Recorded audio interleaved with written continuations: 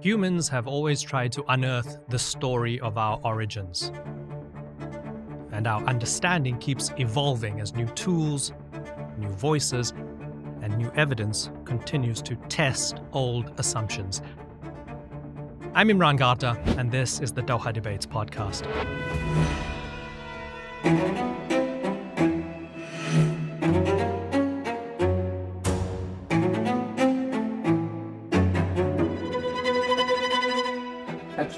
I don't think there's an Atlantis of the gaps, but we're in the business of searching for things we don't know. I have people that tell me that I help pull them out of the cult of fake archaeology. We really help to change people's perspectives about the past in the Amazon. Our government is trying to rewrite our history. Our debate today is the timeline of human civilization as settled as we think.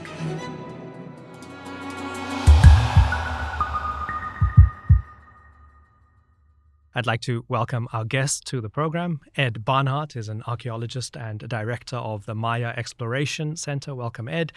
Sarah Parcak is an Egyptologist and professor of anthropology at the University of Alabama at Birmingham. Eduardo Neves is a professor of archaeology at the University of São Paulo in Brazil, who specializes in the pre-colonial Amazon. And Flint Dibble is a teacher in archaeology at Cardiff University, who focuses on ancient Greece. Thank you all for being here, and it's a great pleasure having all of your expertise. You know, we're in Buenos Aires, which, like so many places in the world, has been built on land where people existed for thousands and thousands of years before the conquistadors, the Spanish conquerors and colonialists arrived in the 1500s. That's a part of this story because history, as they say, is written by the victors, the winners. And there's also a discussion about the evidence of what's under the ground, what we're seeing from the skies, etc. All of these things intertwined. To begin with, Flint, is the timeline as settled as we think or we might have thought? I mean, I think that depends on what you mean by the timeline, or what you mean by civilization even. I do think that there's been an enormous amount of archaeological survey and excavation, and it gives us a pretty decent sense of what happened with humans in deep history and deep prehistory. On the other hand, I think that the public oftentimes is not up to date on what current archaeology actually has to say about that. So, for example, very few people take archaeology at a university level, and so what they've learned as children, for example, that might not be what archaeologists actually think. Is that the fault of culture, society, the zeitgeist, archaeologists themselves not explaining things properly? I'd say all of the above. Yeah, I think archaeologists could do a better job explaining things publicly. Sometimes we're scholars, we shy away from the limelight. But at the same time, I think that there are definitely people that misrepresent us intentionally in the public sphere. Yeah, and we're going to get into some of it. Let me go to Eduardo. That timeline, is it as complete as we think? What's missing? I think, roughly speaking, we have a very good idea of what happened in the ancient past. For instance, if I bring the discussion here to, but there's some changes that may happen, small like adjustments to the general narrative. If I think about, for instance, there's a very big discussion here about the timing of the settlement of the New World, when the first humans arrived here. And here in South America, for many years, people have been claiming that the settlement happened maybe before 20,000 years ago, or even before that.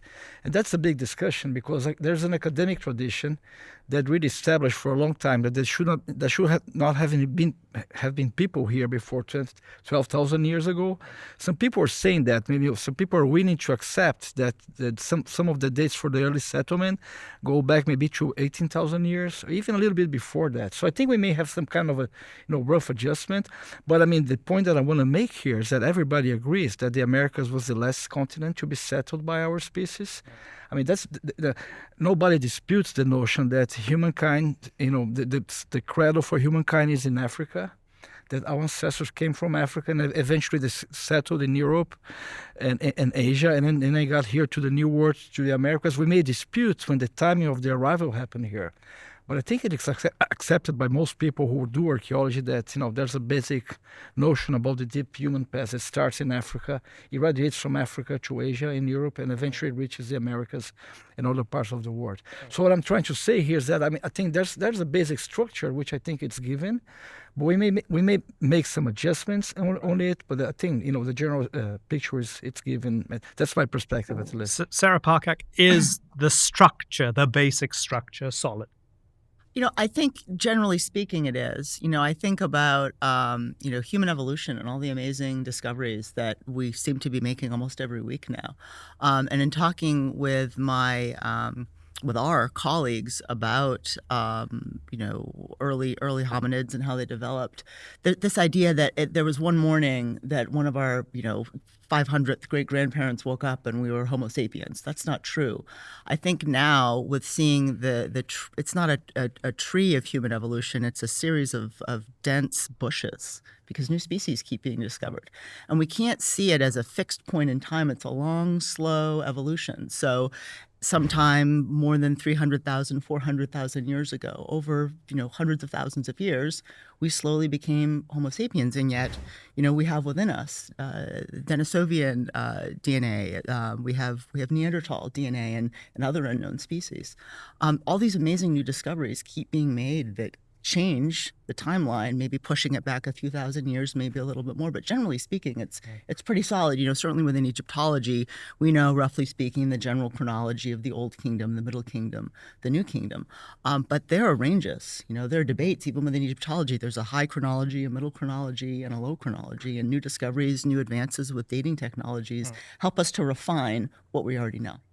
What did Richard Dawkins say? If you took a picture of your mother and her mother and her mother and her mother, and eventually you end up with a fish, right? Right. But each one would be indistinguishable from the other one, right? So there's and I guess it's the same with civilization in many ways, and that's one of the things that people struggle to sort of understand. That things change; they don't go, have these abrupt jumps. Right. Is that? Yeah, we will get a bit more into it, but I first want to sort of get everybody's basic idea out the way. Ed, is it as settled as we think, or is there, as Professor Dave said in his interview with you, is there an Atlantis of the gaps? I don't think there's an Atlantis of the gaps, but I try to remember that we're in the business of searching for things we don't know. So, a part of me hopes that we're that wrong. It would be exciting to be the generation that did find something that none of us saw coming. And that has happened in the past. It'll hopefully happen in the future.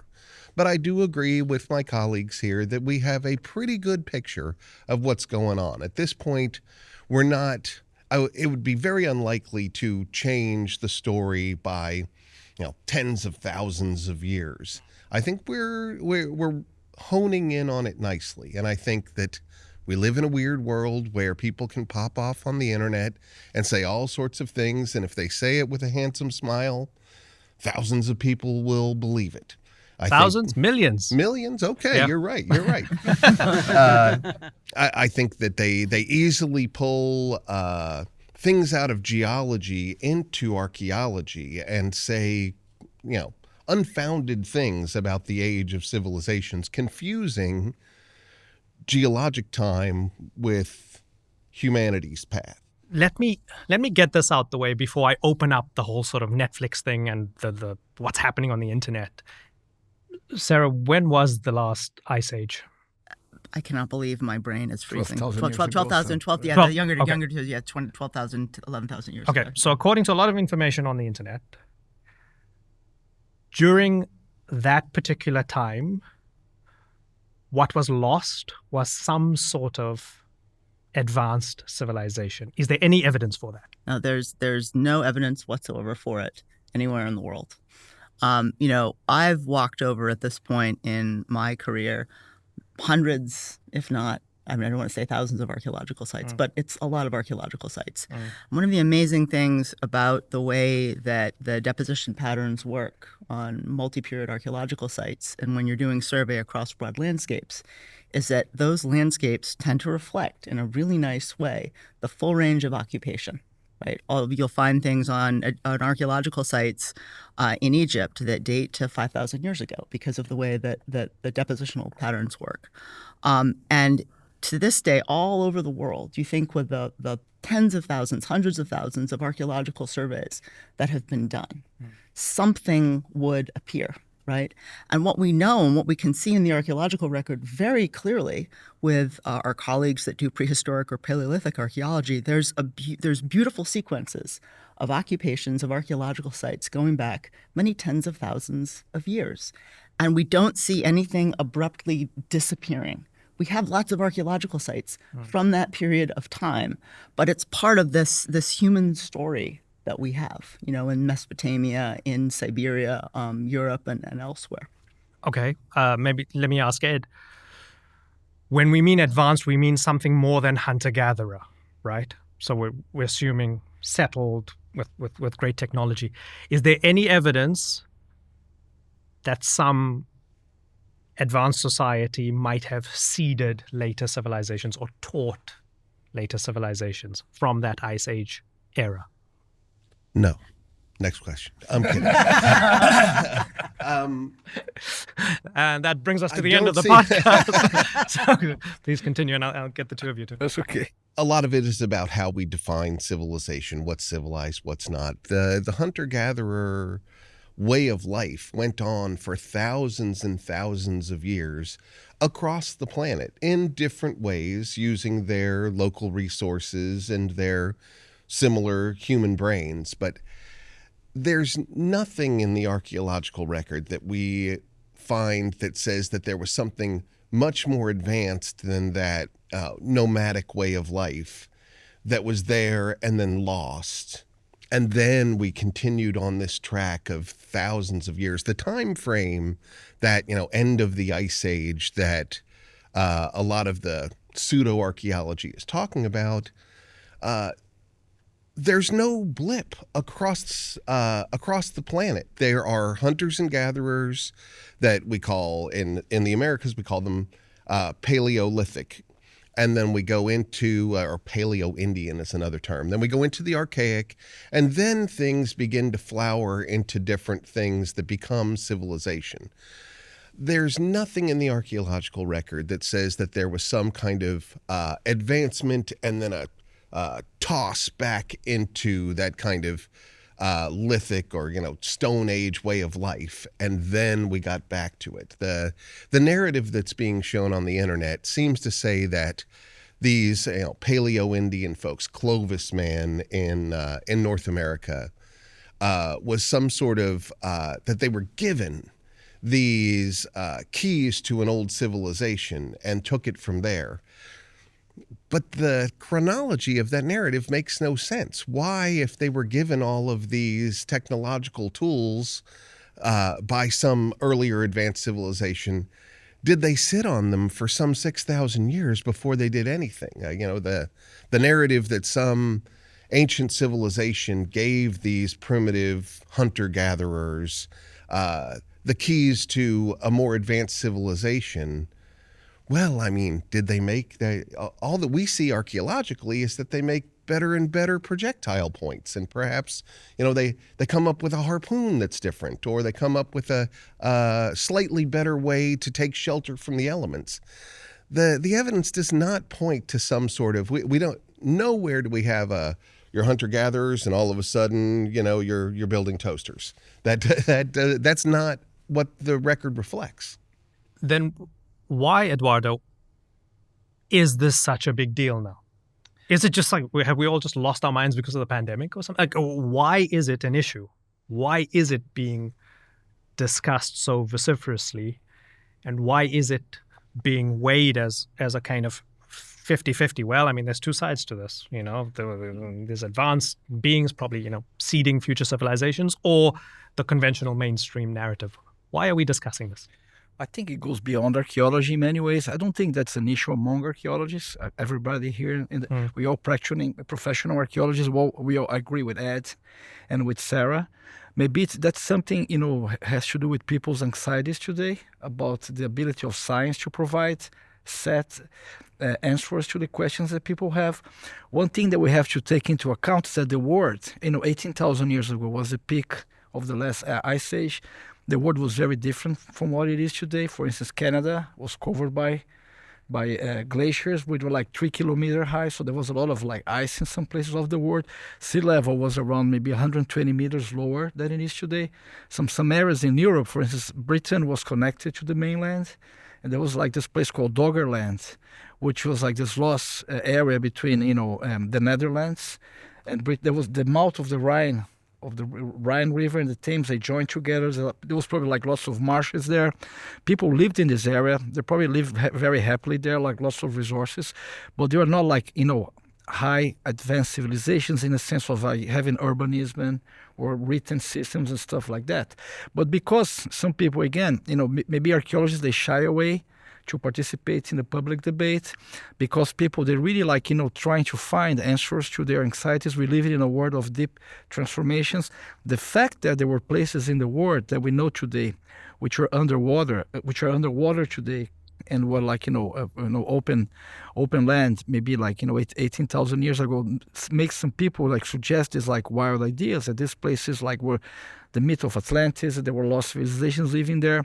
But I don't really think there's a debate among archaeologists. I think no serious archaeologists really believe that there were like stuff like that, which is, underwater today during the last ice age.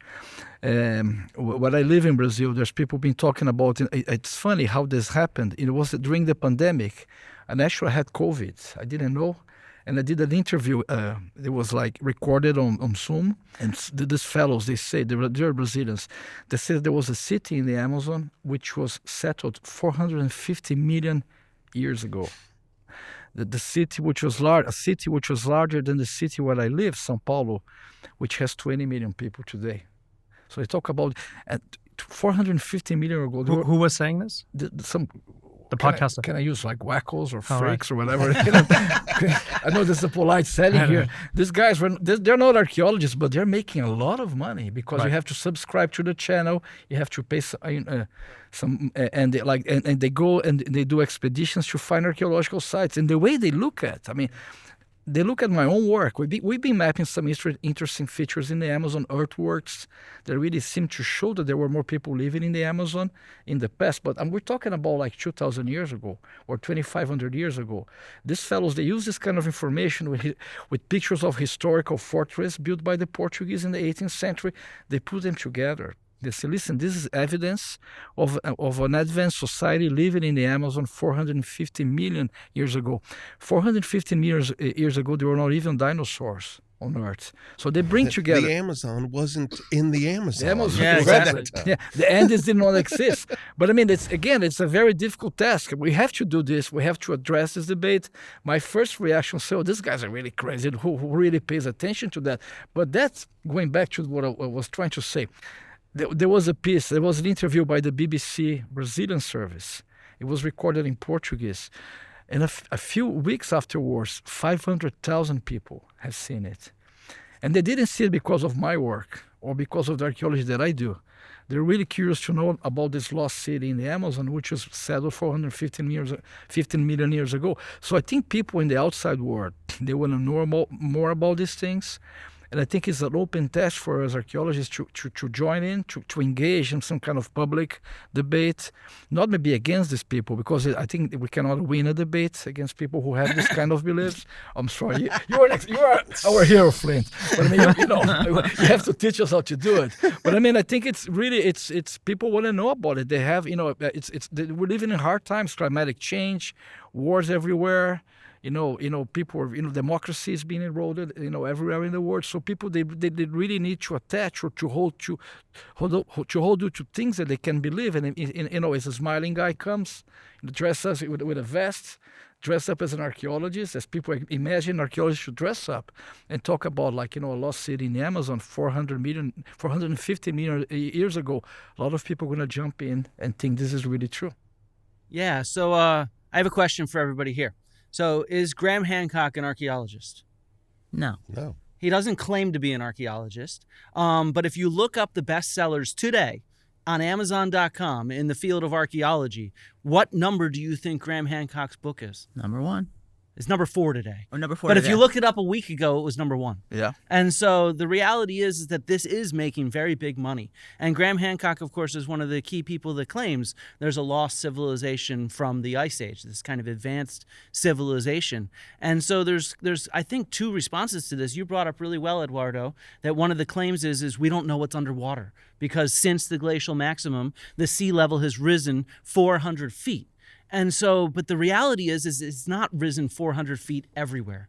And for example, there's areas with tectonic uplift where there's one tectonic plate going under another and the land is rising faster than the sea. And we can look in those areas and we can do survey and we don't see an advanced civilization. We see hunter-gatherers living there. Or there's areas, for example, you mentioned Canada was under 3 kilometers of ice. Well, that was pushing down the land. And as those glaciers melt, there's less weight on the land and there's something called isostatic rebound. And so the land is rising as fast as the sea. And again, archaeologists have done surveys there and they've not seen any traces for advanced civilizations. But the reality is these people, they go on the internet, they write these books, they go on TV shows, and they try to say that we do not know anything about Ice Age coastlines. And they don't bother to do the research into what we actually know about Ice Age coastlines because they realize they can tell the public, we don't know anything, we're guessing. And that's a real common thing, that archaeologists are just speculating about the past, even though we have thousands and thousands of sites that show hunter-gatherer interactions with coasts in the late Pleistocene period. And so, yeah. Did you, do you now regret going on Joe Rogan and engaging with Hancock, given everything that Not at all. happened God, afterwards? no. I every single day, I get messages from people on the internet telling me that I convinced them that real archaeology has its together. I've literally gotten that exact line. But every single day I have people that tell me that I helped pull them out of the cult of fake archaeology. And so there's obviously been a lot of vitriol since then. I have been framed as a liar by Joe Rogan, for example. But, that's Joe Rogan. I'm not interested in what Joe Rogan thinks. I'm interested in showing the general public what archaeologists do, how we come to the conclusions that we come to, and what we can say about the past, and just how fascinating our evidence is and how it provides this picture of humans and what our ancestors were doing thousands of years ago and how we can actually do that. And that's what matters to me. What matters to me is not what Graham Hancock thinks or what Joe Rogan thinks or what they say on Ancient Aliens. It's about trying to educate the public and show them the wonder of our human past. Ed still finds some value in what Graham Hancock says and does. You're on the record as saying this. Tell me why. Well, let me clarify if I misspoke in the past that I do not believe Graham's theories or his conclusions about things, but I am, on one level grateful that he and his and people like him have created this audience that's interested in what we're doing. I see this as a huge opportunity to share the wonder that we at this table share with the actual ancient past that we're seeking answers to. And so this is an opportunity for us to, they have somehow garnered an audience that have the romantic notion that our past is interesting. That's great. Our task is to somehow pull them into more legitimate information. And, I take a softer tack towards folks like Graham Hancock because I believe you catch more flies with honey than vinegar. And I also agree to be on those shows because they're having a conversation that millions of people are watching.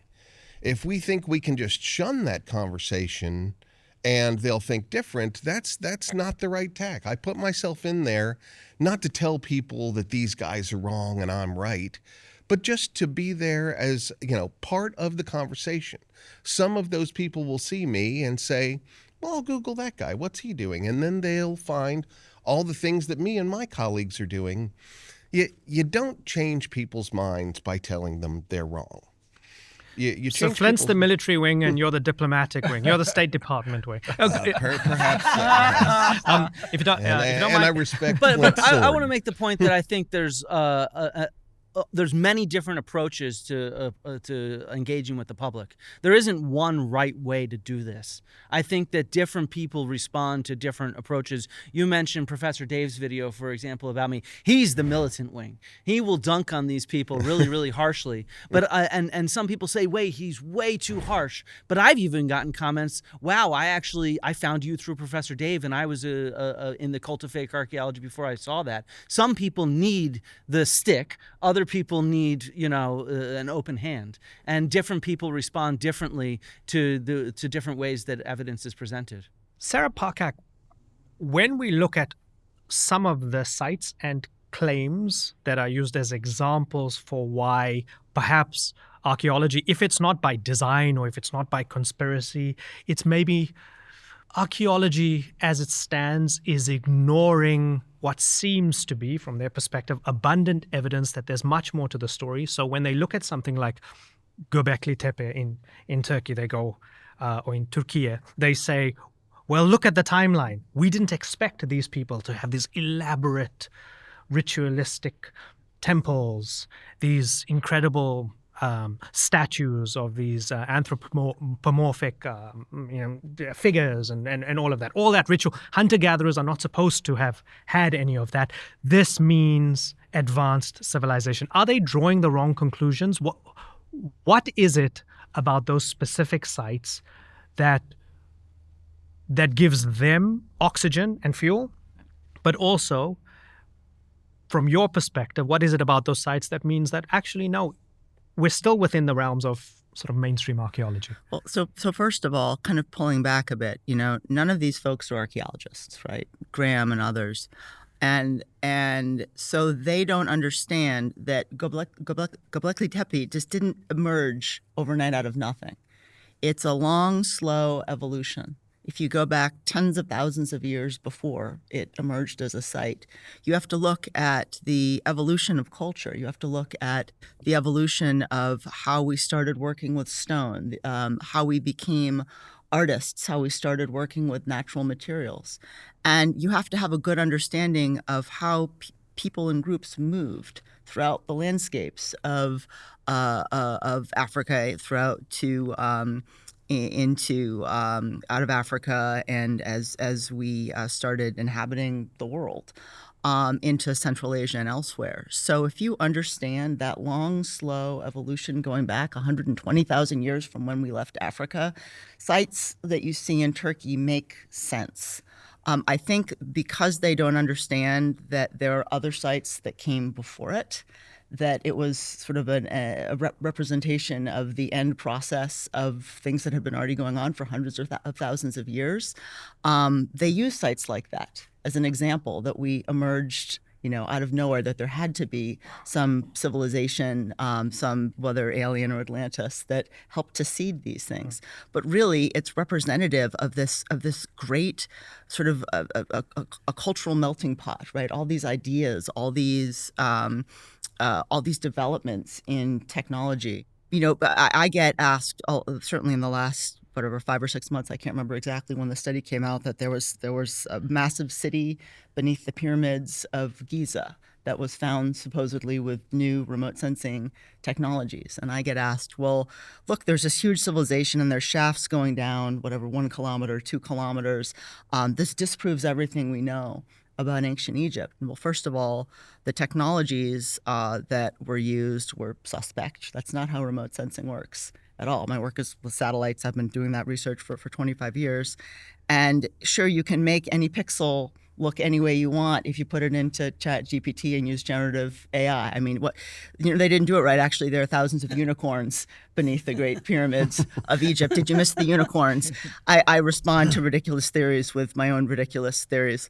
But ultimately, it's because all of these folks don't understand how archaeology works. And I think that to kind of pull together points that were made earlier, the general public wants an easy answer. They want to know, right? Cut and paste. All right. Well, surely all these civilizations couldn't have emerged in a long, slow way, right? Everything had to be seeded all at once. It's almost like they're looking for answers in faith rather than science. And the other thing, which we can delve more into later on, my perspective, you always have to pull back and look at the bigger picture. You have to ask yourself, why are these things happening? Why do so many people, why do millions of people around the world believe that some civilization 12,000 years ago, Atlantis, whatever you want to call it, seeded sites in Turkey and elsewhere, and low civilization happened? But the truth is, everything you're hearing today isn't new.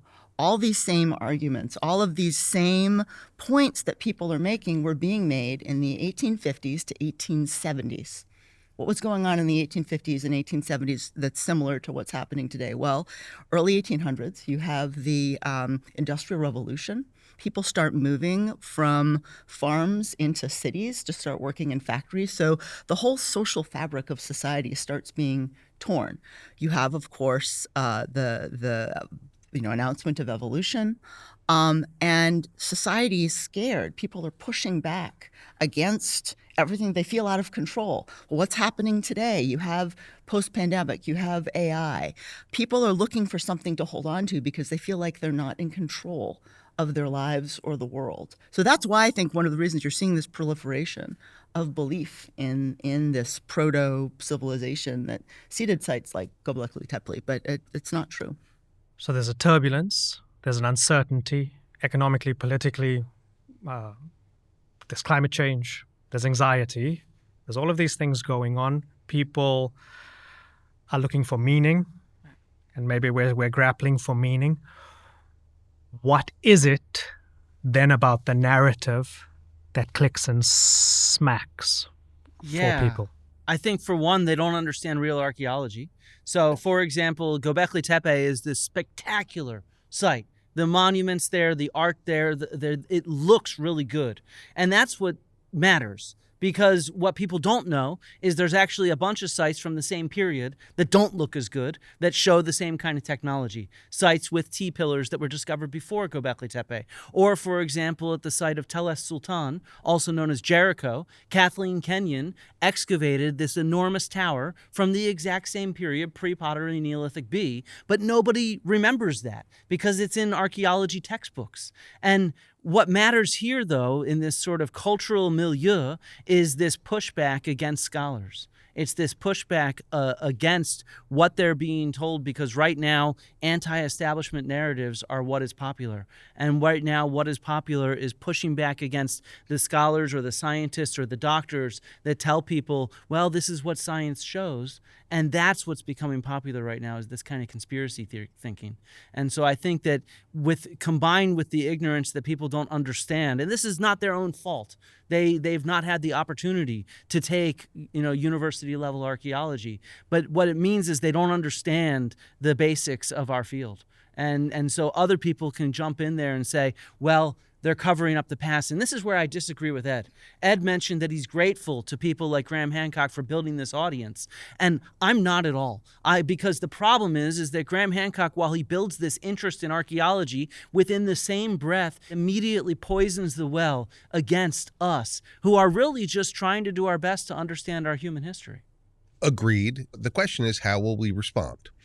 I think that Sarah said a very insightful thing a minute ago, that these folks are, they're misguided, and they're looking for things they're missing in a world that doesn't make sense. And they are not Graham Hancock. We need to separate Graham Hancock from the people who are believing what he has to say. They're misled. I was so shocked by the QAnon phenomena, and how people that I thought were smart and successful and had every, better reasoning skills than I do, still fell into this narrative. And, there's a psychology there that in a world that doesn't make sense, you struggle to find, the core thing. Where did we go wrong? I mean, why are we so fundamentally wrong about how I think the world should work? And these are victims of Graham Hancock. I think we need to treat them very differently. Now, there's trolls everywhere, and I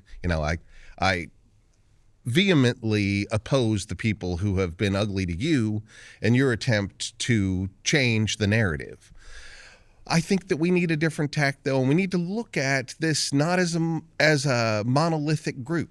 Graham Hancock is at the top of this pyramid, but the people that believe him are people that we could change the minds of, but we need to take a tact that respects where they're coming from, not immediately say, you've been duped because, even your attempts to understand a world you don't understand, now you're a fool because you're believing these people. That's where I don't want to go.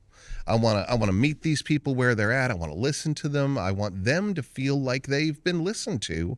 And then we can have a conversation that's reasonable and change minds. You've done a great job with it. But I think that the barbs are not the way that we're going to win the day. They may get attention, but ultimately it's about communication, understanding, and leading people to information rather than telling them what to think. I invite anyone who has made a lot of money from doing this. Support us. Tell your audiences, tell your millions of people. They're passionate about archaeology. Invite them to engage with us. I, about 10 years ago, was very fortunate to get funding from TED via the TED Prize, and I used it to build a citizen archaeology platform called Global Explorer. And we had over 120,000 people from over 100 countries help look at satellite images and map archaeological sites in Peru. Our citizen archaeologists found nearly 30,000 what we term to be anthropogenic features, likely archaeological sites, and over 800 of them were determined by our colleagues in Peru, so specialists in the archaeology of the region, to be major archaeological sites that as of that date had not yet been mapped previously. These were everyday people from every walk of life. We had one of our super users was an extraordinary 92-year-old woman from Ohio. We had kids doing it with their parents. We wanted to invite people to engage. And we said, you all have this passion and this interest for archaeology. We want you to become explorers as well.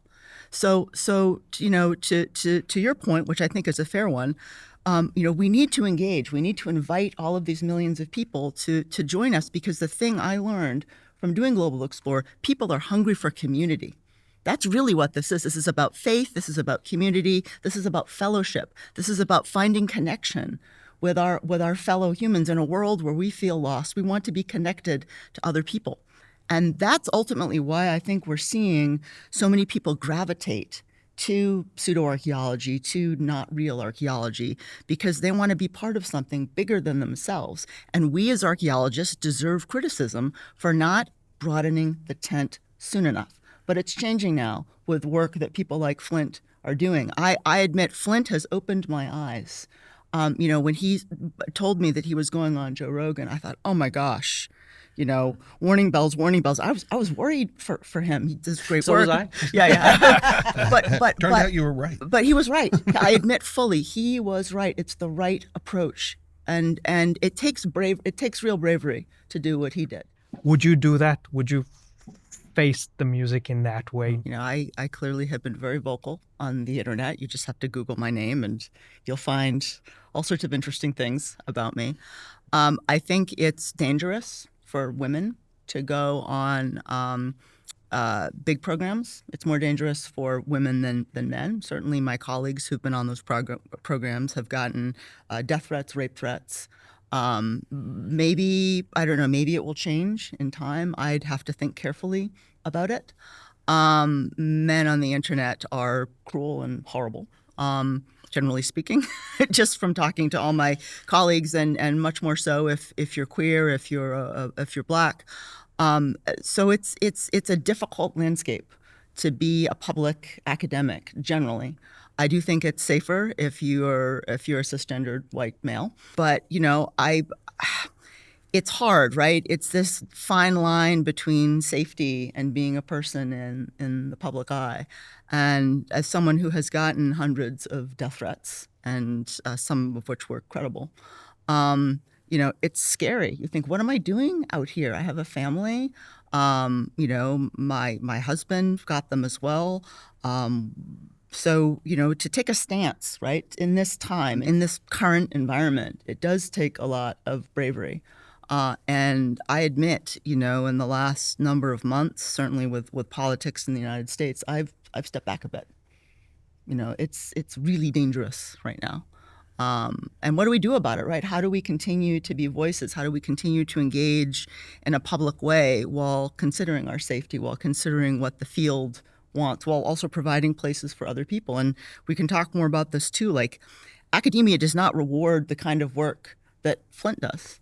And in many ways that Ed does. Ed does really amazing work leading lots of tours and engaging publicly. That's not something that's valued by our field. We, the broad we, academic we, tend to poo-poo it and say, well, we want publications, we want you to get grants. But I think we need to broaden the tent to support people who are doing more public engagement, because ultimately that's what we need. We need to win over all these millions of people who are misguided. Yeah, I fully agree. I think we need to reward it, and I think we need to be honest about it, and I think we need to acknowledge that there's a lot of different ways to go about it. And at least with me, I refuse to put lipstick on a pig. I was very excited to meet Eduardo, for example, because he's somebody who his work is twisted and lied about regularly. You write about the Terra Preta, and you just mentioned just earlier, it dates to 2,000, 2,500 years ago, but this ends up on TV shows like Ancient Aliens or Ancient Apocalypse as if it could date to any period 10,000, 12,000 years ago. And this is just a lie when there's clear dating for it. If you want to go and elaborate on that, I'd love to hear. Well, I mean, I agree with all of you. I mean, it's really, I've been receiving threats in Brazil as well. People, when I'm placing myself, I mean, we speak Portuguese in Brazil, so I know Graham, how I was actually invited to participate because Graham Hancock, he was in the Amazon. He did a big show in the Amazon. And then someone from his production company wrote me. I had no idea who he was because I don't have social media myself. I don't have Instagram and anything, Facebook. Then I Googled his name and I found out that there was a letter from the Society for American Archaeology saying, listen, that's a major, professional scientific organization in the U.S. I think all of us belong to it. But, and I read that there was a letter against Graham Hancock, and the kind of work that he does. So I declined the participation. I actually had an interview with a lady who was one of his producers, and she was very polite to say, I understand you, I don't. But then I know that he went down to the Amazon. It was a huge production. Like they booked like a whole hotel for several weeks. It's like helicopters and drones and all this kind of stuff. I know people, archaeologists that I know actually were there in the production with him. But what I'm trying to say is that, so Brazil is a little bit of, many people that I know in Brazil, at least myself, I wasn't aware of that. But we have our local brand of Graham Hancock in Brazil. Because of the Portuguese language, we speak Portuguese in Brazil. Not everybody speaks English to follow his shows on TV, and I've been receiving threats myself when I start standing up against these people. Like we talk about this lost city 400 million years ago in the Amazon. I said there's no evidence for that. This is really, doesn't really make any sense for archaeologists. People, I don't follow social media, but I have friends who do, and they send me, and I've never looked, I've never read, I've never heard these things because I think this is really toxic and poisonous. But some people tell me you should see, should hear what these guys are telling about you, basically that they're gonna catch you. They have no. I mean, one of the things they call me an armchair archaeologist, and which is kind of funny because I've been called that. Yeah. I'm a field archaeologist. I was in the field for a month. But I can confirm you're on an armchair right now.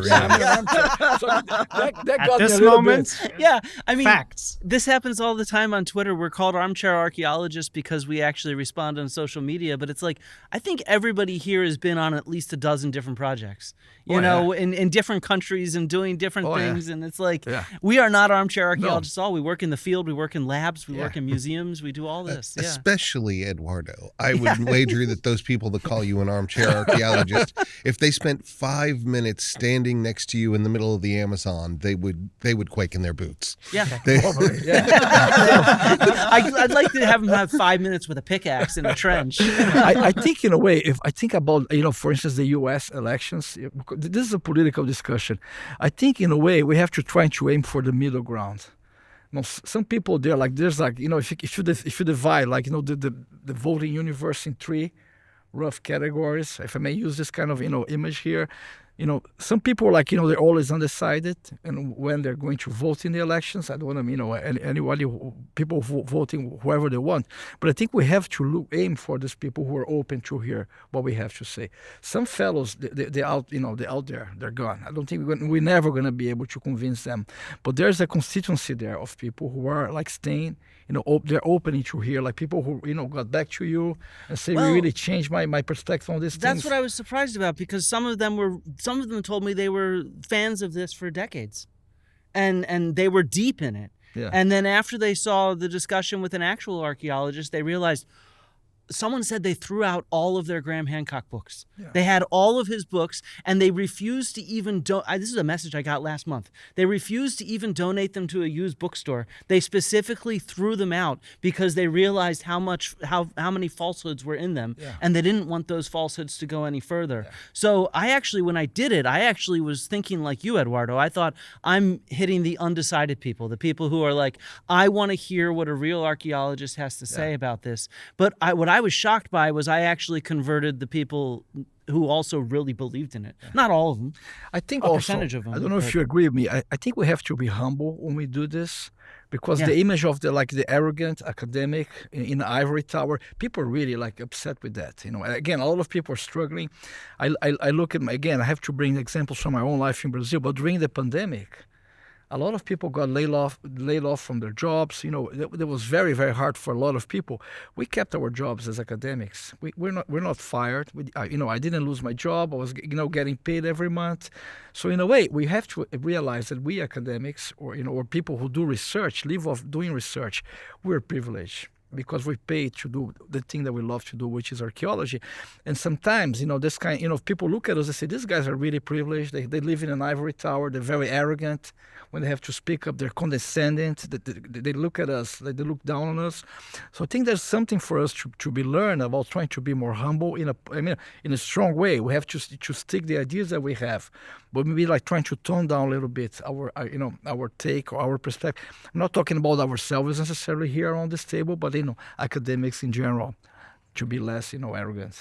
And I guess just to sort of wrap a ribbon around Graham Hancock, I would love to interview Graham Hancock. I don't know if any of you would love to be on this program with him in the future. If he's watching, Graham, if you're watching, this is an open invitation to the Doha Debates podcast where we can engage respectfully. Let's do it again. It'll be good. Absolutely. Okay.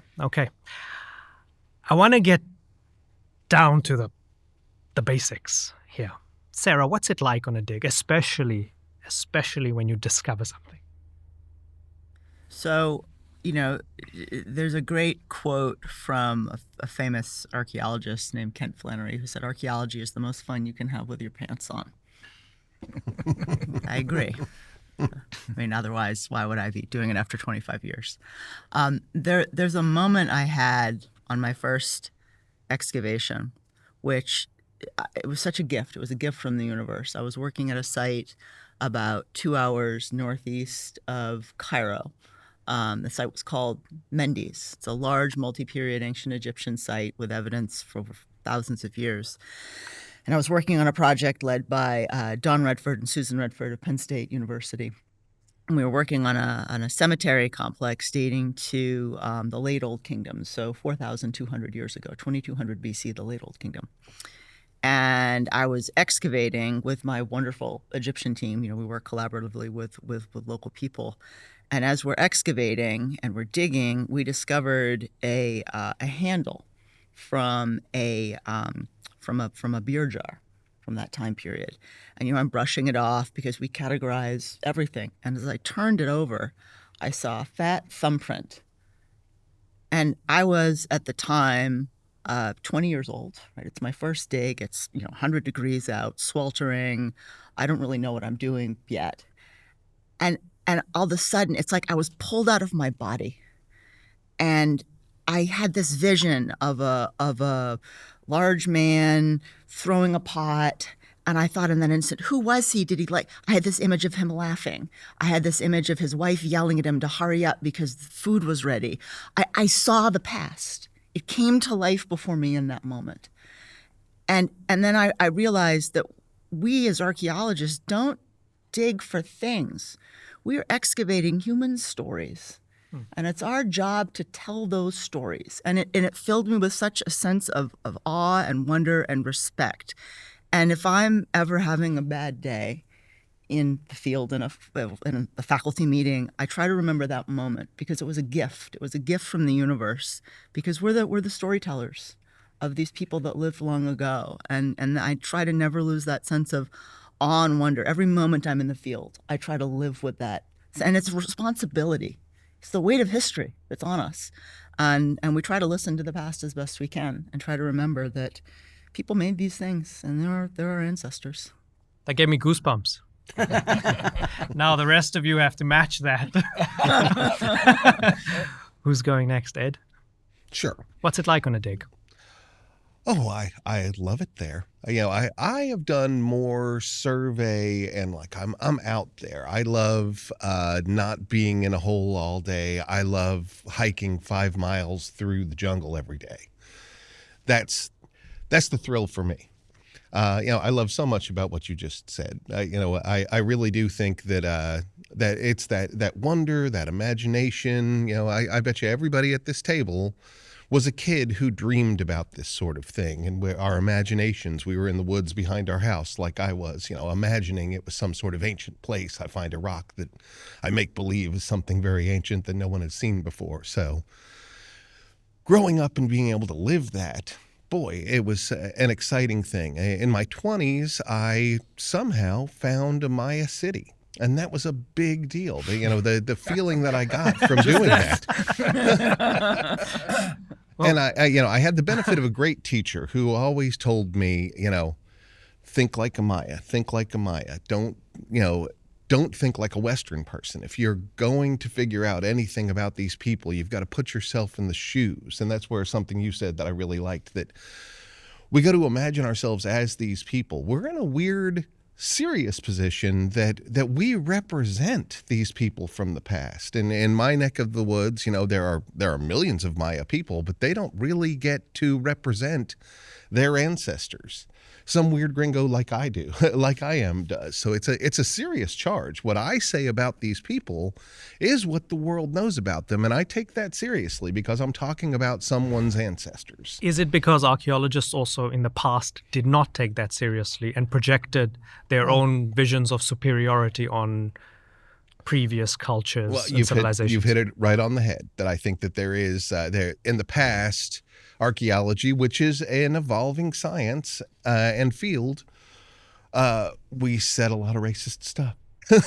And it is our job of this generation to try to, back off of that. And it's tricky because then we're, conflicting with what's been said before from our field. But, going back to, your question, which is, how is it to be out in the field? When I found that city, I tried to think like a Maya. I sat, this was the 90s before all of the nifty phones and everything. So, I sat with topography maps and looked at this huge area we had to cover and said, if I was a Maya, where would I want to be? And I asked questions about what topography did they want? Is it sacred topography? Where's the biggest mountain? When I found that in that region, there were 2 other little mountains right next to it with 3 rivers running through it. I could see them on my map and said, if I was a Maya, that's where I'd go. It's perfect. It's got sacred topography. It's got places we need to farm. Let's go out there. And 2 seasons later, when we actually found it, wow, what an amazing experience. I had students, and I sent my students in better directions than I did. I wanted them to have this experience. But when a group of them yelled my name, I actually thought that they had been struck by a snake. So I was running across the forest with our only anti-venom kit. And I found them up on top of a 25-meter tall pyramid. And after lunch on top of that pyramid, I said, everybody spread out, and I could hear ball court, palace, another pyramid. Like, wow, what an experience. And gosh, I'll treasure it for the rest of my life. Who gets to do that? Archaeologists do. Where is the city exactly? On the border of Guatemala and Belize. I got to name it. I called it Monkey House. In Maya, it's Mashna, because the monkeys descended upon us the whole lunch, just yelling at us. And I said, this is their home. We're invaders. So I called it in Maya Mashna, Monkey House. Beautiful. Flint? Yeah, being on a dig it's not for everybody. I think to me it is the most fun you can have with your pants on, as Ken and Sarah put it. But at the same time, it is very physically and mentally challenging. I mean, there is just dirt everywhere. And by everywhere, I mean in your eyes, I mean in your butt. Like there is just seriously dirt, sand, mud, sometimes if it's raining, everywhere. And what makes archaeology, I think, unique compared to many other academic professions is it is this combo of kind of physical work and mental work, whether you're hiking through difficult terrain or whether you're digging with a pickaxe. But at the same time, I have a different perspective than what I've heard from both Sarah and Ed, in the sense that I have discovered some really cool stuff. I have excavated, stone tools made by Neanderthals 20,000 years ago, or 30,000 years ago and 40,000 years ago. See, there he is again lying. Joe Rogan. We got your back, Flint. You just keep going, buddy. All right. Jeez, yeah, you're right. Neanderthals were extinct. Was it 20 or 30,000? It was 30 to 40 because Neanderthals were already extinct. But I've also excavated pre-dynastic tombs in Abydos and the tomb of the Griffin warrior in Greece, where there was more bronze than there was dirt. But to be honest, what I get the thrill from is not discovery. Discovery is something that happens on every archaeological project that you're on, and you get to connect with the past. But what's really thrilling to me is putting together a pattern, sort of seeing that you have all these different data points and being able to put them together and tell that story about the past from them. So one of them that I really, really like is I study the trash of ancient people. I sort of rummage through their trash and I study it's kind of the food that they ate, right? And so they would hold these huge feasts in ancient Greece, these sacrificial feasts, and I study the butchered bones of the animals that were slaughtered and feasted upon a great asada barbecue, right? But what's really cool is if you sort of track the marks that dogs make when they gnaw on bones, is during these feasts, dogs got more treats too. So you get that connection that people had with their pets in the past, and you can only do that by counting 10,000, 20,000, 30,000 bones. I think I've gone through 250,000 from this site that I'm thinking of on Crete, the site of Azoria. And by going through them and comparing what's in their houses versus what's in their feasting deposits, I see that dogs got more treats during those feasts too, and that's just kind of cool. Incredible. Eduardo.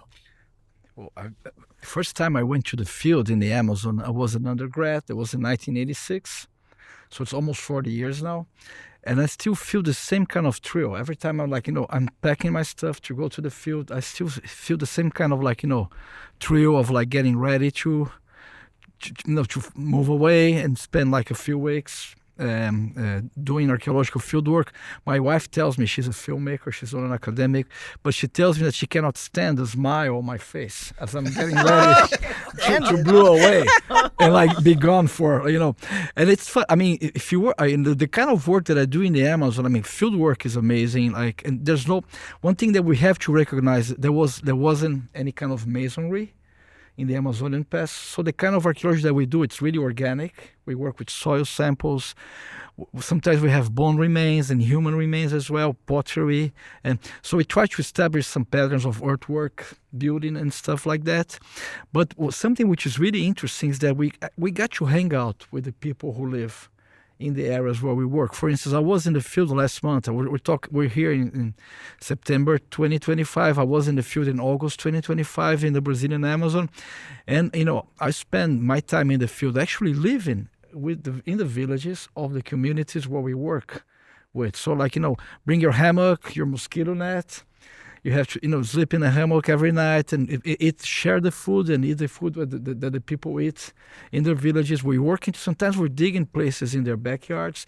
So a lot of the work that we do today in Amazonian archaeology is community-driven work. We try to, to bring together, we try to use archaeologists and the kind of the things that we know about the past. We try to use this information to bring up some kind of important information for the people who live in the territories. As many people know, the Amazon is being threatened by deforestation and violent crime today, organized crime, illegal mining. 20% of the forest cover of the Amazon basin was lost in the last 40 years. So when I started back in 1986, there was much more forest cover. Some places where I worked were covered by forests. Today they are destroyed.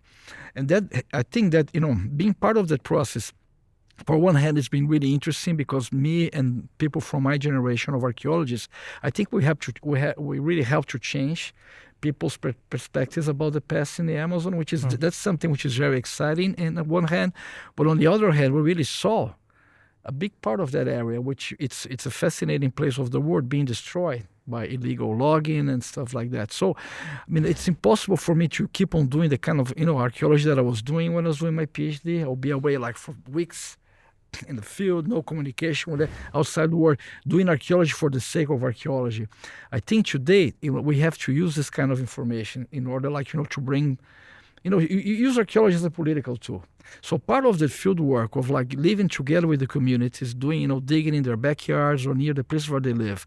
Part of that has to do with also mobilizing, talking about the power of archaeology, how archaeology can be a political tool to protect their territories. And it's really amazing because, when we talk about archaeology in the Amazon, we're talking about the landscape. We're talking about the way the forest has been changed by indigenous people throughout the millennia. Some of these people are descendants from the people who did that. And they have a very sophisticated way to read the landscape. If you walk in the forest with someone who live on these areas, people like me, we're going to be walking, seeing all these beautiful trees, but they look at it. It's like going to a library. They can identify the different species. They can talk about the connection between other animals and other plants with those species, about human beings as well. There's a very strong connection between the making of the landscapes that we know today by people in the past and in the present as well. And archaeology is part of that conversation. We have a soil profile open. We're doing a dig. We have an excavation open. We bring people in. Some of them work with us. We also bring people from the villages in, and we talk about, we look at the seeds which are preserved there. We look at the potsherds. That's a very easy way to establish a dialogue between the kind of work that we do and the livelihoods of the people who live there. And I think that's very exciting. And as Flint said, I agree with it. I think you said that, and I really agree with you. And I think everybody would agree with that here. It's intellectual work, but it's also physical work. And that's really fun. You walk 5 kilometers in the jungle, being in the desert. We really do physical work. We dig ourselves as we do the digs. We actually carry the buckets. We do all the sieving together with the young students as well, because they're so that's really fun. You're doing intellectual work. When we're doing a dig, you have to really decide on what you do, because otherwise you can destroy the kind of evidence. So you have to use your previous experience, but also some things are new. So you really have to make very important decisions. And these are intellectual decisions. But while you're doing this, you're using the spade or the trowel or things like that. So I like that combination of physical work and intellectual work related to field work as well. Does it frustrate you that the debate is about big archaeology covering up aliens and Atlantis and so on, whereas the real challenges, as you're laying them out, are maybe that archaeology is not listening enough to indigenous people, not absorbing and including their stories enough, not spending more time trying to journey through some of the preconceived notions about places like the Amazon. So there is legitimate debate about where archaeology can be reformed, but people are discussing something else. I think that's part of the game. I think, and again, I've learned that throughout my career. 20 years ago, I think I was a more straight archaeologist, worry about writing my papers and doing this straight academic work. Today, I see myself as someone doing some more open activist archaeologist without sacrificing the scientific content of the work that we do. And I think being open, it means to be open to the people who live in their territories. And some of them, rightly so, they say, listen, you guys come here, spend 2 weeks, a month, whatever, dig up all the soil samples and all these things, and then you move away, go back to the lab. What can we get from the work that we do? We have to listen to people and be able to address these questions. And we also have to, pay attention to debates like the ones that we're having here today, like claims about lost cities, Atlantis, and stuff like that. I think that's part of the package. Because, again, archaeology costs a lot of money. Who's funding it? Who's paying for the work that we do? It's very expensive. We have to be able to address the general public. inside and outside of academic. And I think that's part of the role of being an archaeologist today. I mean, and that's why we're here, I think, around this table. I think all of us share this concern of making the work that we do more accessible to the general public, explaining why archaeology matters and why archaeology is so important. And the fact that we're all excited about doing archaeology, as Sarah mentioned, that's really fun. I mean, I love being an archaeologist. I want to keep on doing it, going to the field as much as I can. I don't see myself stop, doing it. And I think we all share this kind of same, excitement about it. We have to bring this excitement to the way we address and talk to the general public. So that's part of the game, I think. Eduardo raises such an important point about archaeology being political. And people for years have said, Sarah, why are you inserting politics into archaeology? Why is that a big deal? Just stick to what you're doing. And yet I have sat in congressional hearings where they're discussing whether or not archaeology gets funded. Right now in the United States, history is being erased. Museums, archaeological and cultural sites. Our government is trying to rewrite our history to fit their political motivations. I mean, look at the attacks on the U.S. Capitol, January 6th. You saw Viking motifs. There, all these people online that have millions of followers on Twitter. Who are their avatars? Ancient Roman emperors. We hear Molin Labe, come and get it, right? Repeat it again and again. And I think the greatest threat that we represent to modern politics today is archaeology through its work, through collaborations with local communities, through indigenous communities. We represent the human potential where we could go by looking at the past, by honoring our ancestors, by listening to indigenous communities. We see that we have the potential to get along, to value cultural diversity, to, for 99+% of human history, we did not engage in warfare. We are inherently peaceful as a species. When people hear that number from me, they're shocked. That's what the archaeological record shows us. It shows us what we can do when we engage. And it's the importance of what we do. It's why we need the funding to make these discoveries about the past. Now, it's real convenient to imagine, a proto-civilization coming along and seeding everything, and that's who we are. No, we're part of a continuity. And indigenous groups, people today say, well, the Maya collapse, the Inca collapse, the Khmer Empire collapse. Those empires, the elite, the 1%, those systems cease to function. But those cultures, those peoples, they still exist. They still have a lot to teach us. Yeah, I mean, I'd agree. I think that archaeology has always been political.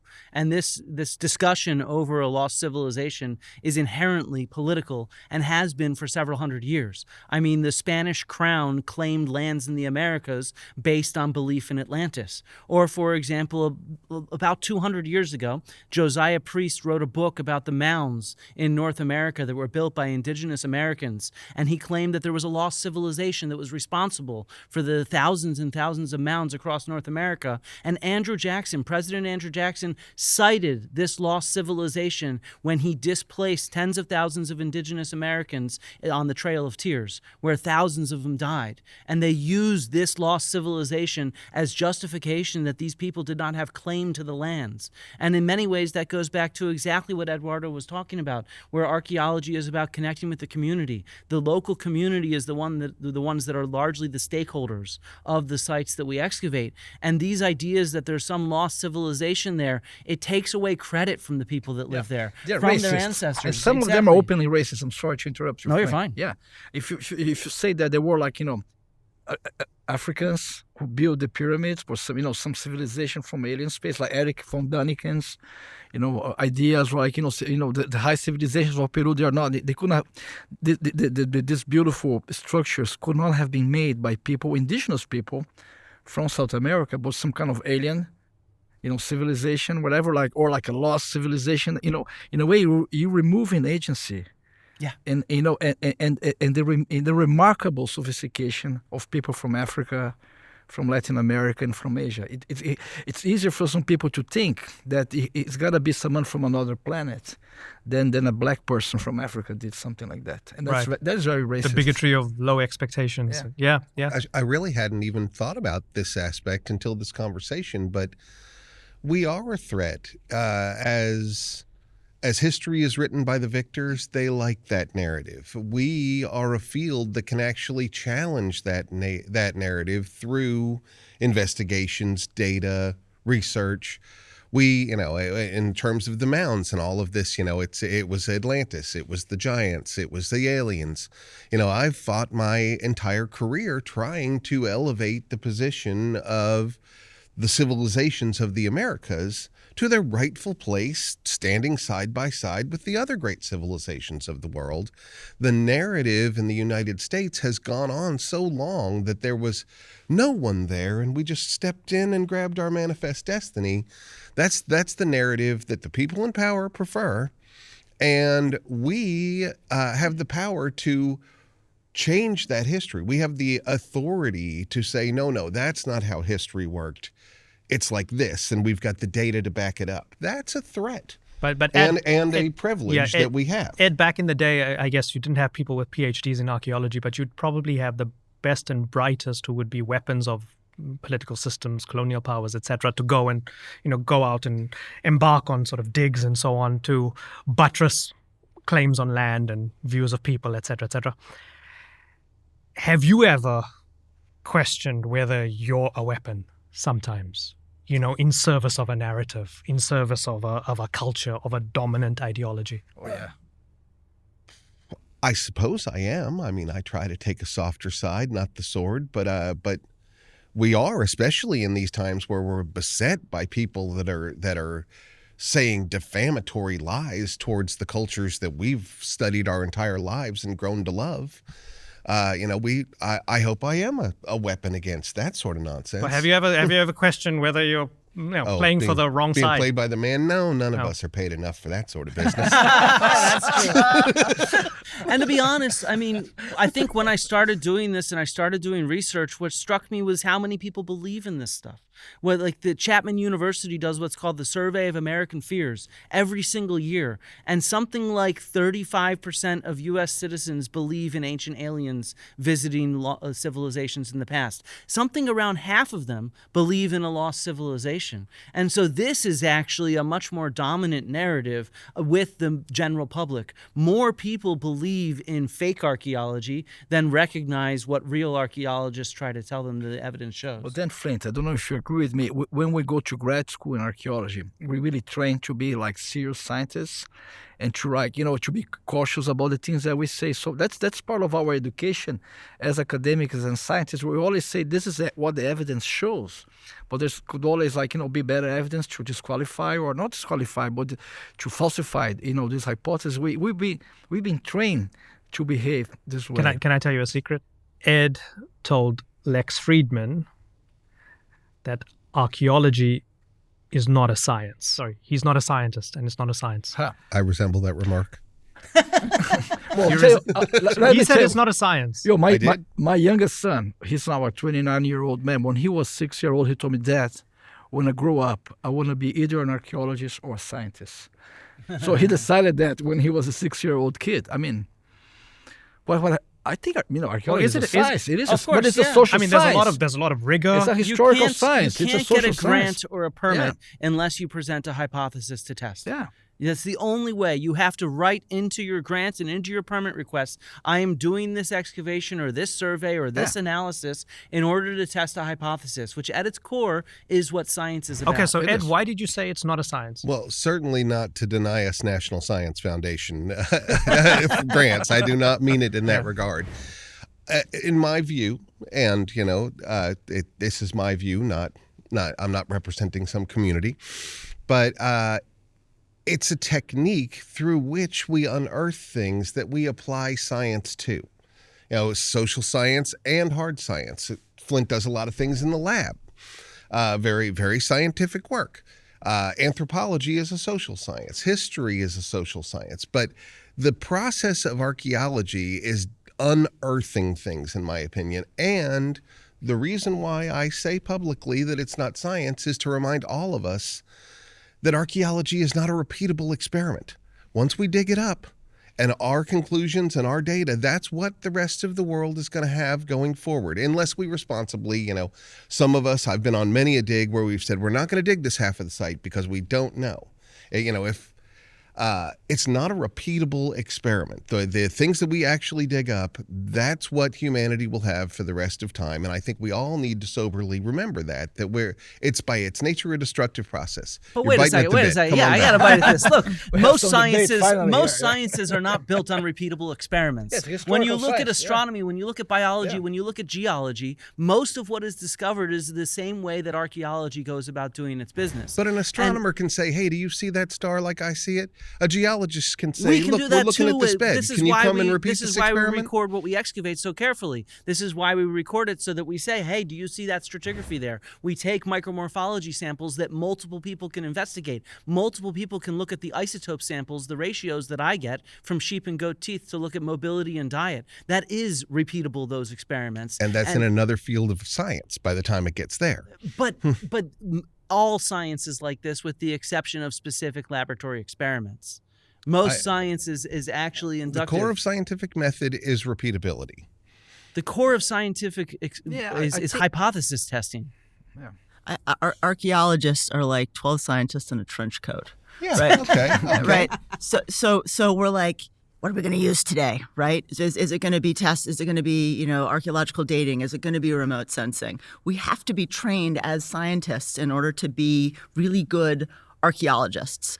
So, we should maybe talk a little bit for the benefit of the people listening, how archaeology as a field is structured. So here or not here, but in the United States, there's a four-field approach. So we tend to be in anthropology departments with physical anthropologists, biological anthropologists, people who study human remains, with linguistic anthropologists, people who study language, cultural anthropologists, people who study modern cultures, and then archaeology. But in the United Kingdom, in Europe, and other departments, all over the world, it's its separate department. So there's no one way to frame the field per se.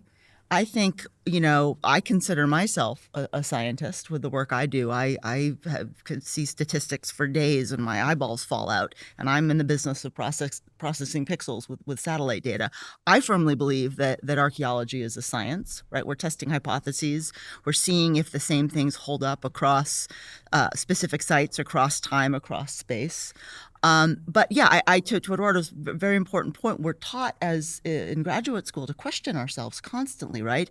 Could we be sure we're always hedging our bets? Well, it is highly probable that in this instance, this could be the case, right? Because that's what good scientists do. We never say for sure, because in another month or 2 years or 10 years, there could be somebody that comes along that disproves what we say. And that's science. Science moves ahead. Whereas folks on the internet very confidently will tell you that this site is Atlantis. And this is exactly my point. Is it just, you guys are all highly credentialed superstar archaeologists. In a way, the whole science or not is a bit of a semantic debate. But does it undercut everything, especially in this climate, when Ed, maybe you're being humble, when Ed says it's not a science, because then that person on the internet can go, well, archaeologists are not scientists. Look, we all have our own opinions, right? And if that's what he believes, and he there are other archaeologists who might feel the same way, other people in the field. There are people who feel, well, it's more of a social science. Well, it's not a hard science like physics is, so you can't call it a science. I agree. It's sort of semantics, right? I don't care particularly one way or the other. I consider it a science. But I think it's this hedging of bets and it's this overconfidence that people have online. This is the case. This is, archaeologists have ignored this for years. This is 100% evidence for whatever it is we're presenting. And we're going, well, hang on a minute. That's not how science works. You can't say, yes, okay, this is a pot. This is a wine jar from the Ptolemaic period. Like, you can physically see that it is a wine jar. I think it's a beer jar. Yeah. But I tried it. I tasted it. So I know. but this is this is why we do things like experimental archaeology, and we test things out, right? We're always hedging our bets, but I think it's because we've all talked about the joy and the wonder that we experience and how humbled we feel, right? The responsibility. We can't be 100% sure because we're not. It's a puzzle, right? We're trying to figure out what happened with a fraction of the puzzle pieces. We're trying to weave together these stories. And we are leaving ourselves open for more discoveries in future. Like there was just a discovery made a few weeks ago that using remote sensing data and survey data, we've long thought that in Central America, the ancient Maya had a population of between 4 and 5 million people. That's the number that's been cited for a long time, although a lot of people have been like, we think it's higher, but there isn't the evidence for it. And I think that, what was it, 10 million or 16 million, 16, but that was just the Peten. Yeah, that's just the Peten. Small chunk. We're talking about world. Tens of millions of people potentially living in the Maya world. Our colleague Damon Evans, who unfortunately passed away a few years ago, he did amazing work in and around Angkor Wat using satellite data, and he showed these extraordinary sites were many times bigger.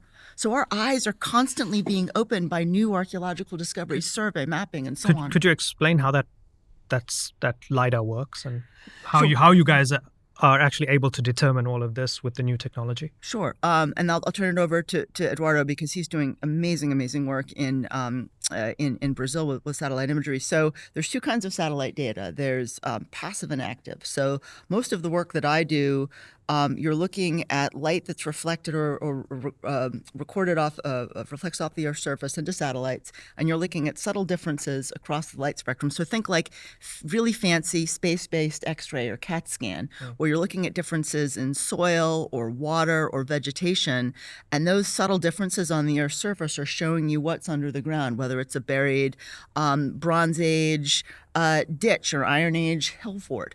But LiDAR work works differently because you're sending down millions of pulse beams of light into vegetation, and it gives you a point cloud or 3D map. And what we use is software to pull away the vegetation, and we're left with a topographic bare earth model, which shows you whether it's in the Maya world, pyramids and quartz, or whether it's in Brazil. You're seeing whether it's geoglyphs or other features. If you want to share some of the amazing work that you're currently doing in Brazil. Well, thanks, Sarah. Yes, we're using this, LiDAR, this technology to map archaeological sites in this area along what we call the deforestation arc of the Amazon. That's an area in the southern rim of the Amazon where deforestation has been, like as I mentioned before, increasing in the last years. And we're using that to map things like, mounds, we're finding roads, ditches, all sorts of structures. These are all earthen structures. Some of these were known by archaeologists in the 1970s and 1960s, but people look at those things and they thought that they were natural features. And in a way, what my generation of archaeologists did in the Amazon, starting in the 1990s, we began to dig some of those, and we saw that there was a stratigraphy. There were like layers of occupations with pottery. We were able to look at the charcoal and do radiocarbon dates. So we were able to identify that these features were built by indigenous people in the past. What LiDAR allows us to do now is to map things which are still under forest canopy. Some of those places are very hard to get to. You have basically to fly, I haven't done it in these areas, but one would have to fly with a helicopter and do rappelling to get to those places. But we're finding all these, wonderful wild structures, geometric patterns like square earthworks, mounded sites. It's not like Maya area. We haven't found like monumental architecture in the way that you find in the Maya area. But what we're finding out is that this part of the Amazon was densely populated by people in the past. How much of the Amazon? I mean, just me being the idiot again. Yeah. So conventional narrative, it's all wild. Yeah. But new research, new technology showing a lot of human habitation, layers upon layers. Yeah. What kind of percentage of the Amazon are we talking about? I mean, that's $1 million question. It's funny. Everywhere, I like to say, it's finding an archaeological site in the Amazon. It's not complicated. And wherever you go, like in areas which are open, you're going to find dark soils and pottery and mounds. It's like Mississippian someone mentioned, the Midwest. It's like Mississippian archaeology you did in the U.S. I mean, it's I mean, these places are known since the late 18th century, like beautiful mounds, like Cahokia, Serpent Mound, like earlier than Mississippi as well. These places they're hidden under the forest. So, I mean, we believe that there were between 8 and 10 million people living in the greater Amazon, which includes the Amazon basin, but also the Orinoco basin north of where Venezuela is today, in the Guyana coast, at the time of the arrival of the Europeans. And whatever we look at, there was a paper in Science published 2 years ago using LiDAR. They suggested at least that over 10,000 earthworks may be hidden still in the Amazon. And if you look at the size of the Amazon is the size of the continental U.S. So it's a very large, it's like 7 million square kilometers. So we guess in here, but I think, this 10,000, site figure may be even underestimated. What I can tell you is that there's a basic consensus that there were like between 8 and 10 million people living in the Amazon of the time of the arrival of the Europeans, and that number was only reached back in the 1960s again, because we know that the early European settlement of the whole American continent was catastrophic for the indigenous people. We estimate that roughly 90% of people perished once the Europeans arrived, settled in the Caribbean initially, then in Central America and in Mexico, then South America, North America.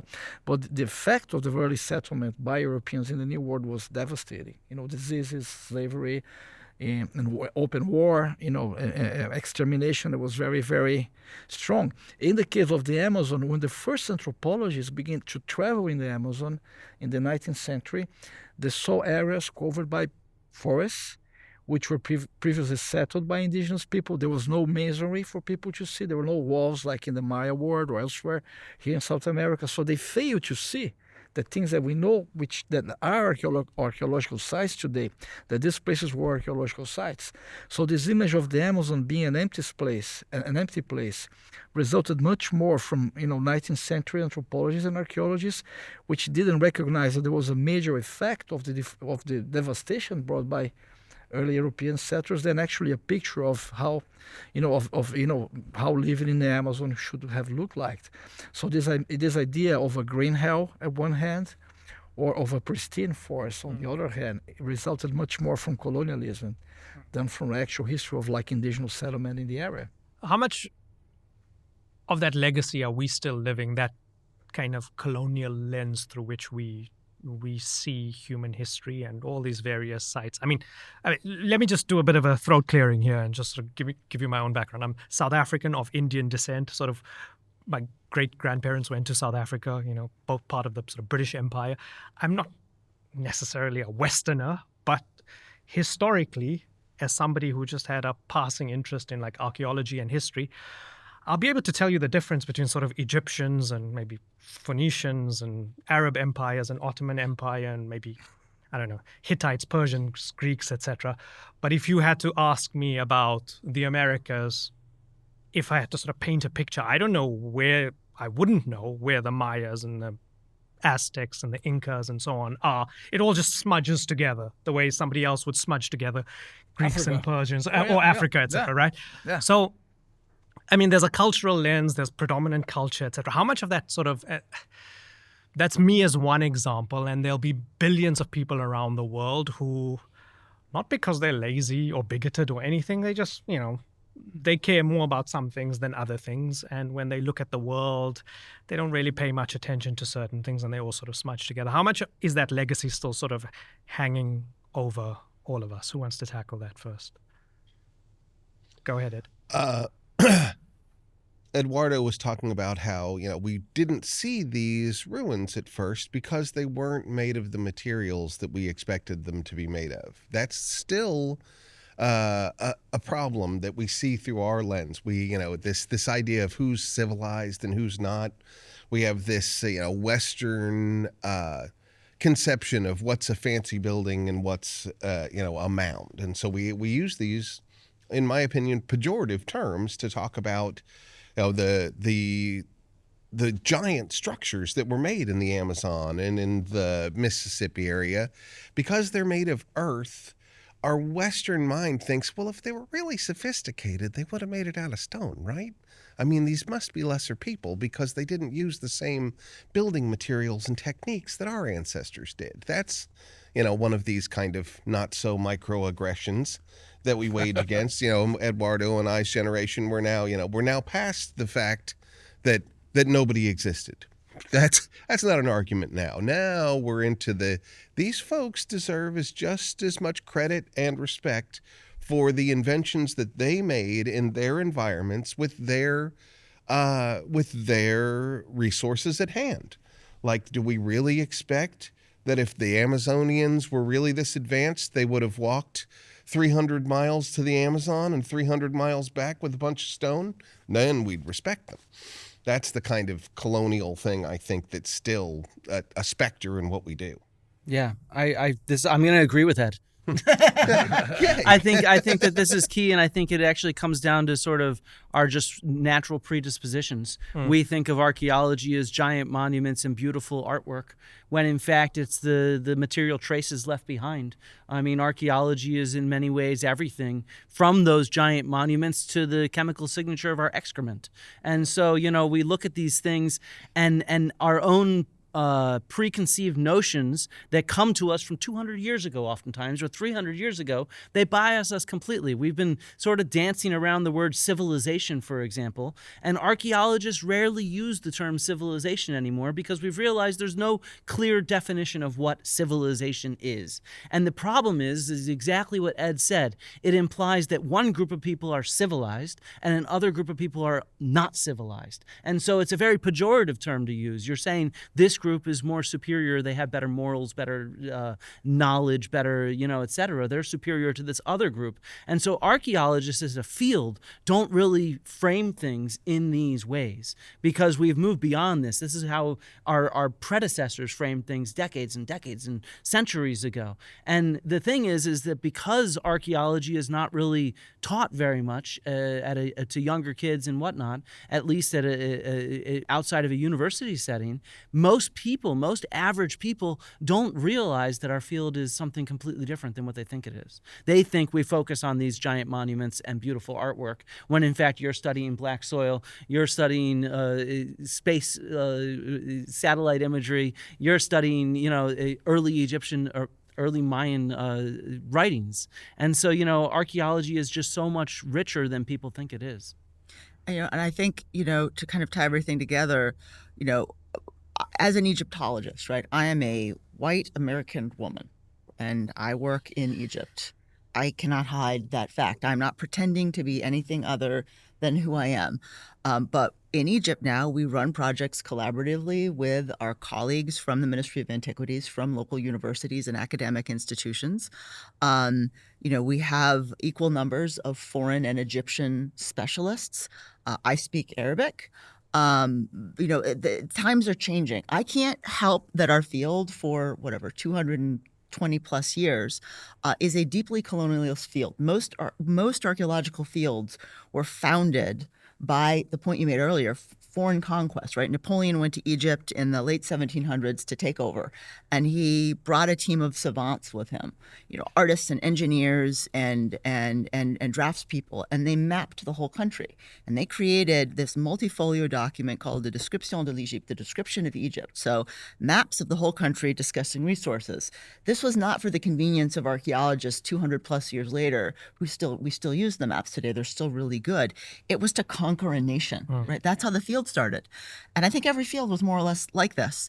And so I think we all feel, in addition to feeling the weight of past, we feel the weight of the past of our own fields on us. You can't burn it all down. Fields are the way they are, but by inviting more collaboration, by respecting more cultures, by Eduardo's really important points about community archaeology, how are you engaging with and working with the communities that live next to sites? So for example, when we work at Lish in Egypt, it's about 2 hours south of Cairo.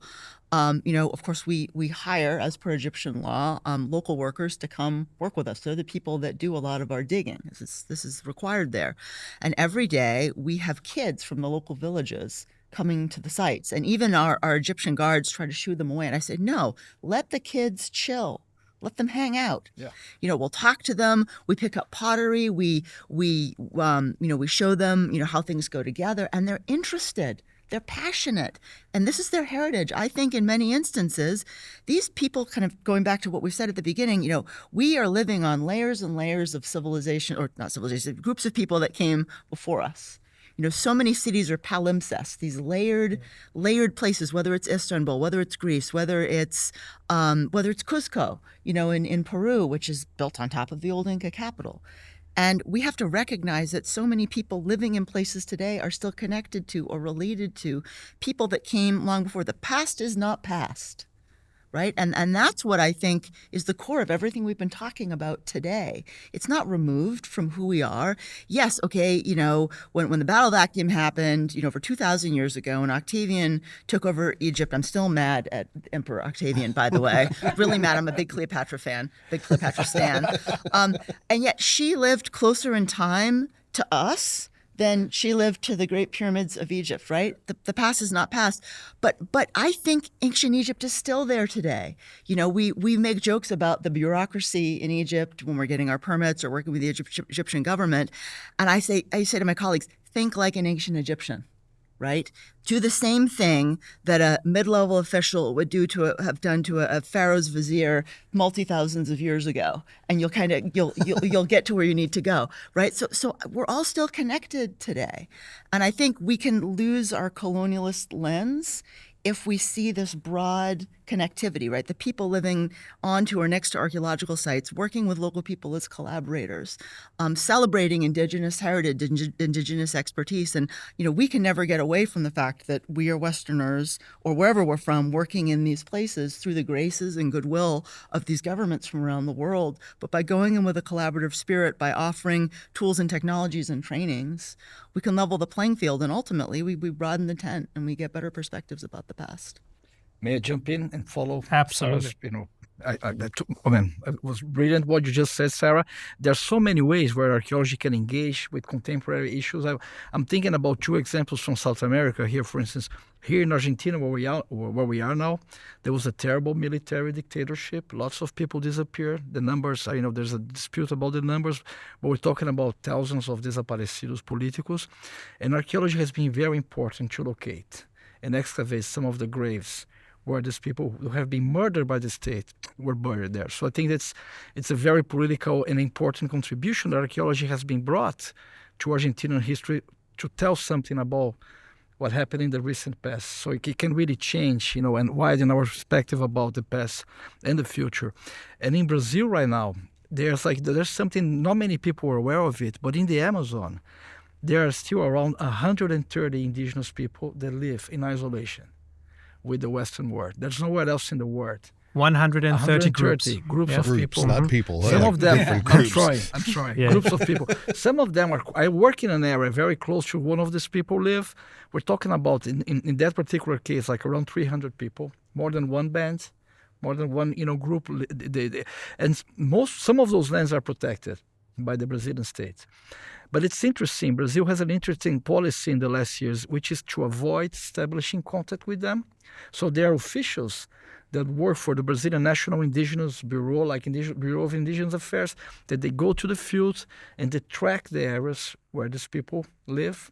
They look at their old villages, the remains of their villages. They look at they do archaeology. They do an archaeology of the present, of the very recent past. They track their territories. They use material evidence, like the number of hearts in an abandoned village, the number of huts that they can find, which were built by people. Sometimes they find the hammocks, which were abandoned, some of the artifacts as well.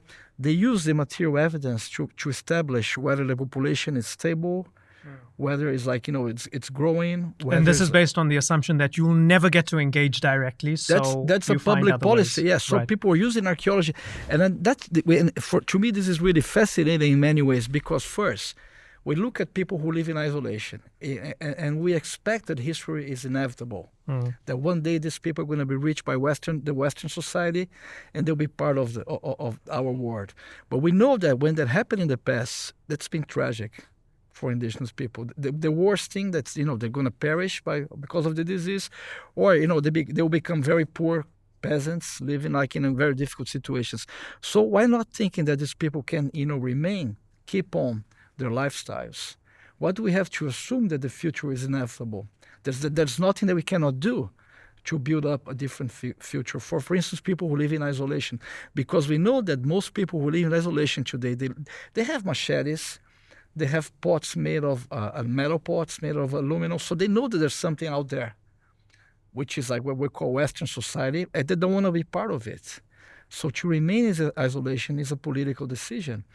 And if archaeology can be a way to help these people, although they don't know anything about archaeology, they don't know anything about us, but if archaeology can be a tool to assure that these people can remain living in isolation, I think we're sending a message to the future as well, that the future is open in a way, and we can try to struggle for the future that we think is better for our species. So I like this connection between the past, the present, but also archaeology as being a way to look at the future. And I think that's the way we can find ways of doing archaeology to counter this terrible colonial heritage, which is establish our field from the beginning. It doesn't have to be this way, because it was there's no end point. There's no exactly, sort of, and it's open. If you march engage of progress to a particular and if you engage point. the people, Right. and if you address contemporary debates, we can use archaeology to liberate itself from this very negative colonial heritage it has from the beginning, And reverse exactly. false pejorative narratives Yep. about whole groups of people. I mean, I think that's actually, I think, at the core of what modern archaeology is. Right. We think of archaeology as only about the past, but it's really about people today, people in the future.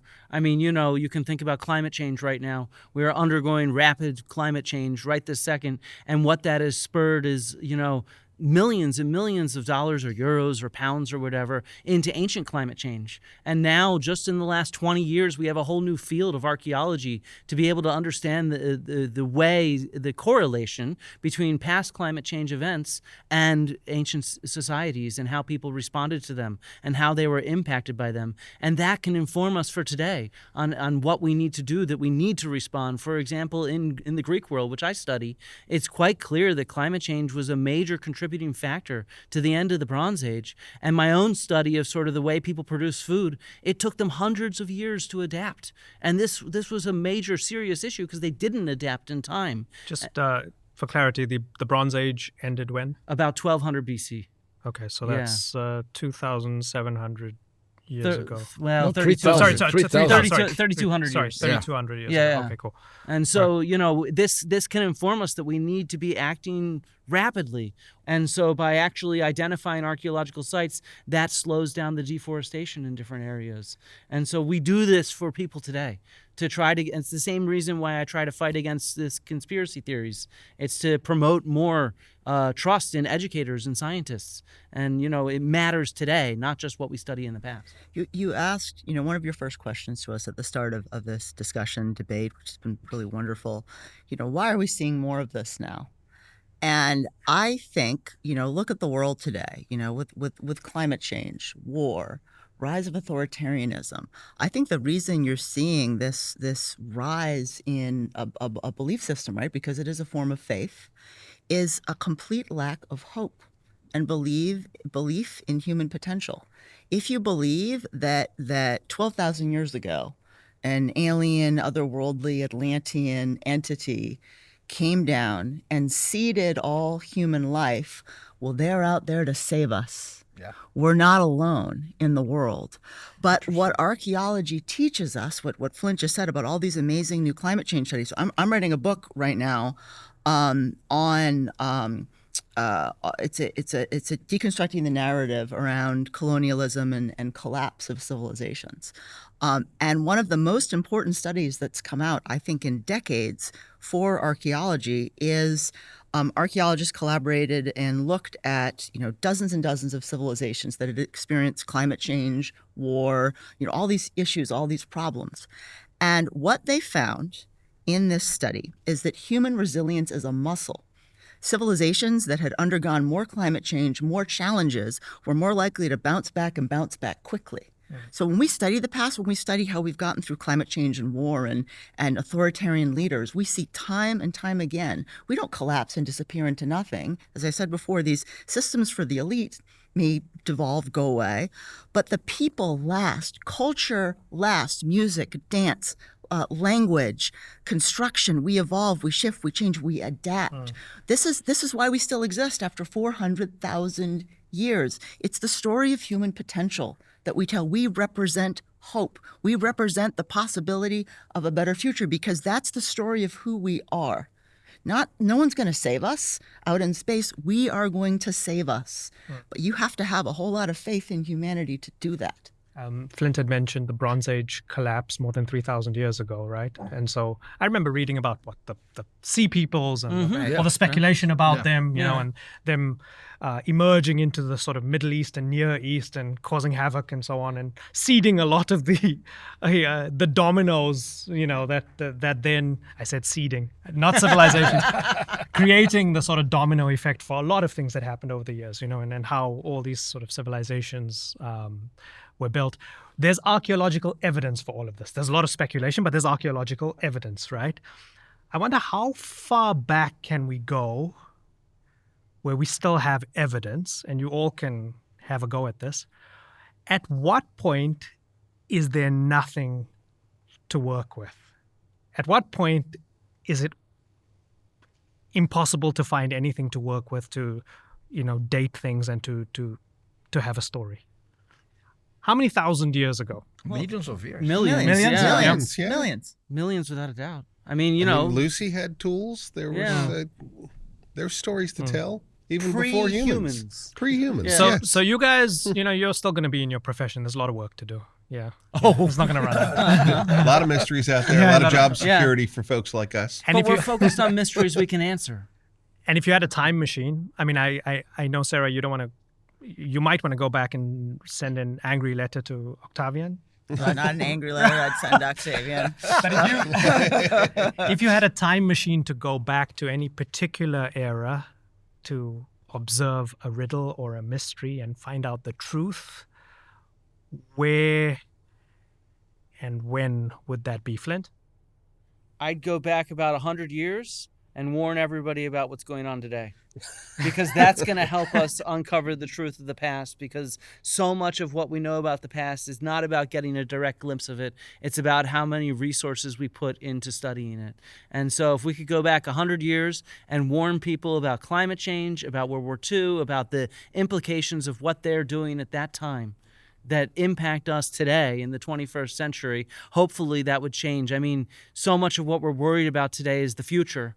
And I think that's because of mistakes in the past. I agree with Sarah. We have a lot of resilience and we can meet those challenges. But if I was going to choose with a time machine what to do, I wouldn't go back too far. I'd go back and warn about what's going on today. Time machine, Eduardo. I'll need a time machine in an airplane also, because I love to go back so somewhere around, like, you know, AD 500 and just fly, you know, across the world, because there's so many changes happening. You know, in Europe, here in the Americas, in the Maya world, here in South America, the first states, the largest sites in the Amazon, and places like, you know, Angkor, you know, all the way. So I would love to, you know, I think I'll do it for fun. Just, you know, it's good to warn people, but if I had a time machine and an airplane and an interpreter, I'd love to hang out, like, you know, in the world for 100 years, maybe like around AD 500. I think it would be an interesting time to see those changes happening, and I'd love to, you know, to be there, part of that somehow. Sarah? I'm biased. I mean, you know, for purely selfish reasons, I would go back to ancient Egypt about 1800 BC to see the Middle Kingdom unleashed.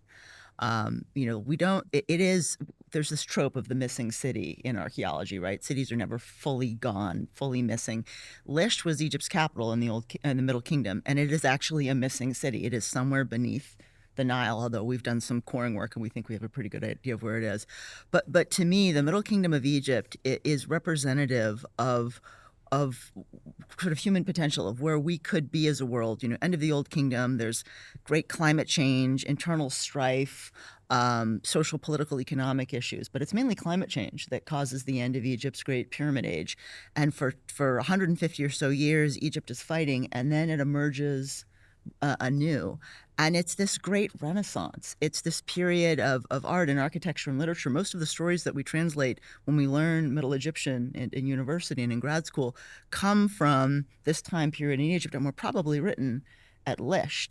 And what happens during the Middle Kingdom is this great rise of a middle class.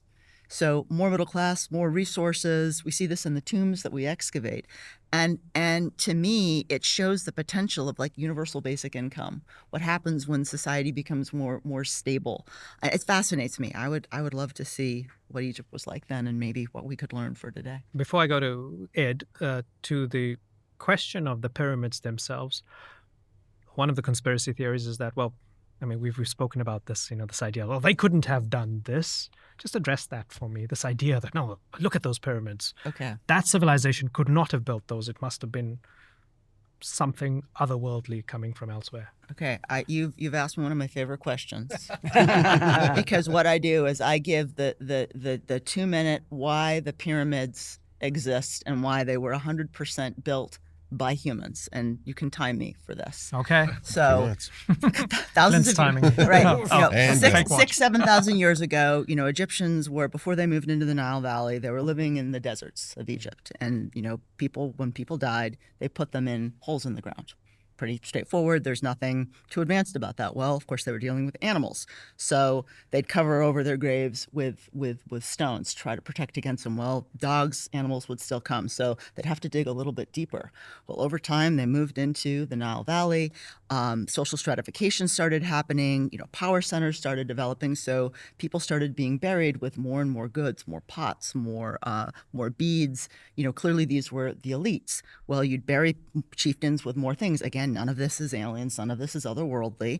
Well, over time, power centers consolidated, and about 3000 BC, Narmer unified Upper and Lower Egypt, and he was buried at Abydos, which is where Flint spent some time working. And the tombs of the earliest kings of Egypt are larger, there's more rooms, there's more goods, so we're seeing a long, slow evolution over hundreds of years. Well, again, no aliens, no otherworldliness. It's just a long, slow evolution, just like any other technology. Well, these tombs were called mastaba tombs. That's Arabic for bench tombs.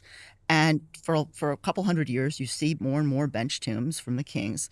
And also at Abydos, you start seeing larger and larger use of larger constructions like the Shunet El Sabib, which is a large, potentially defensive, probably ritual as well, construction. So you have larger structures, you have elites being buried with more goods, and you have more scale. Well, 2,700 BC, 4,700 years ago, along comes this extraordinary person who was like the Steve Jobs of his day, Imhotep, the architect of King Djoser.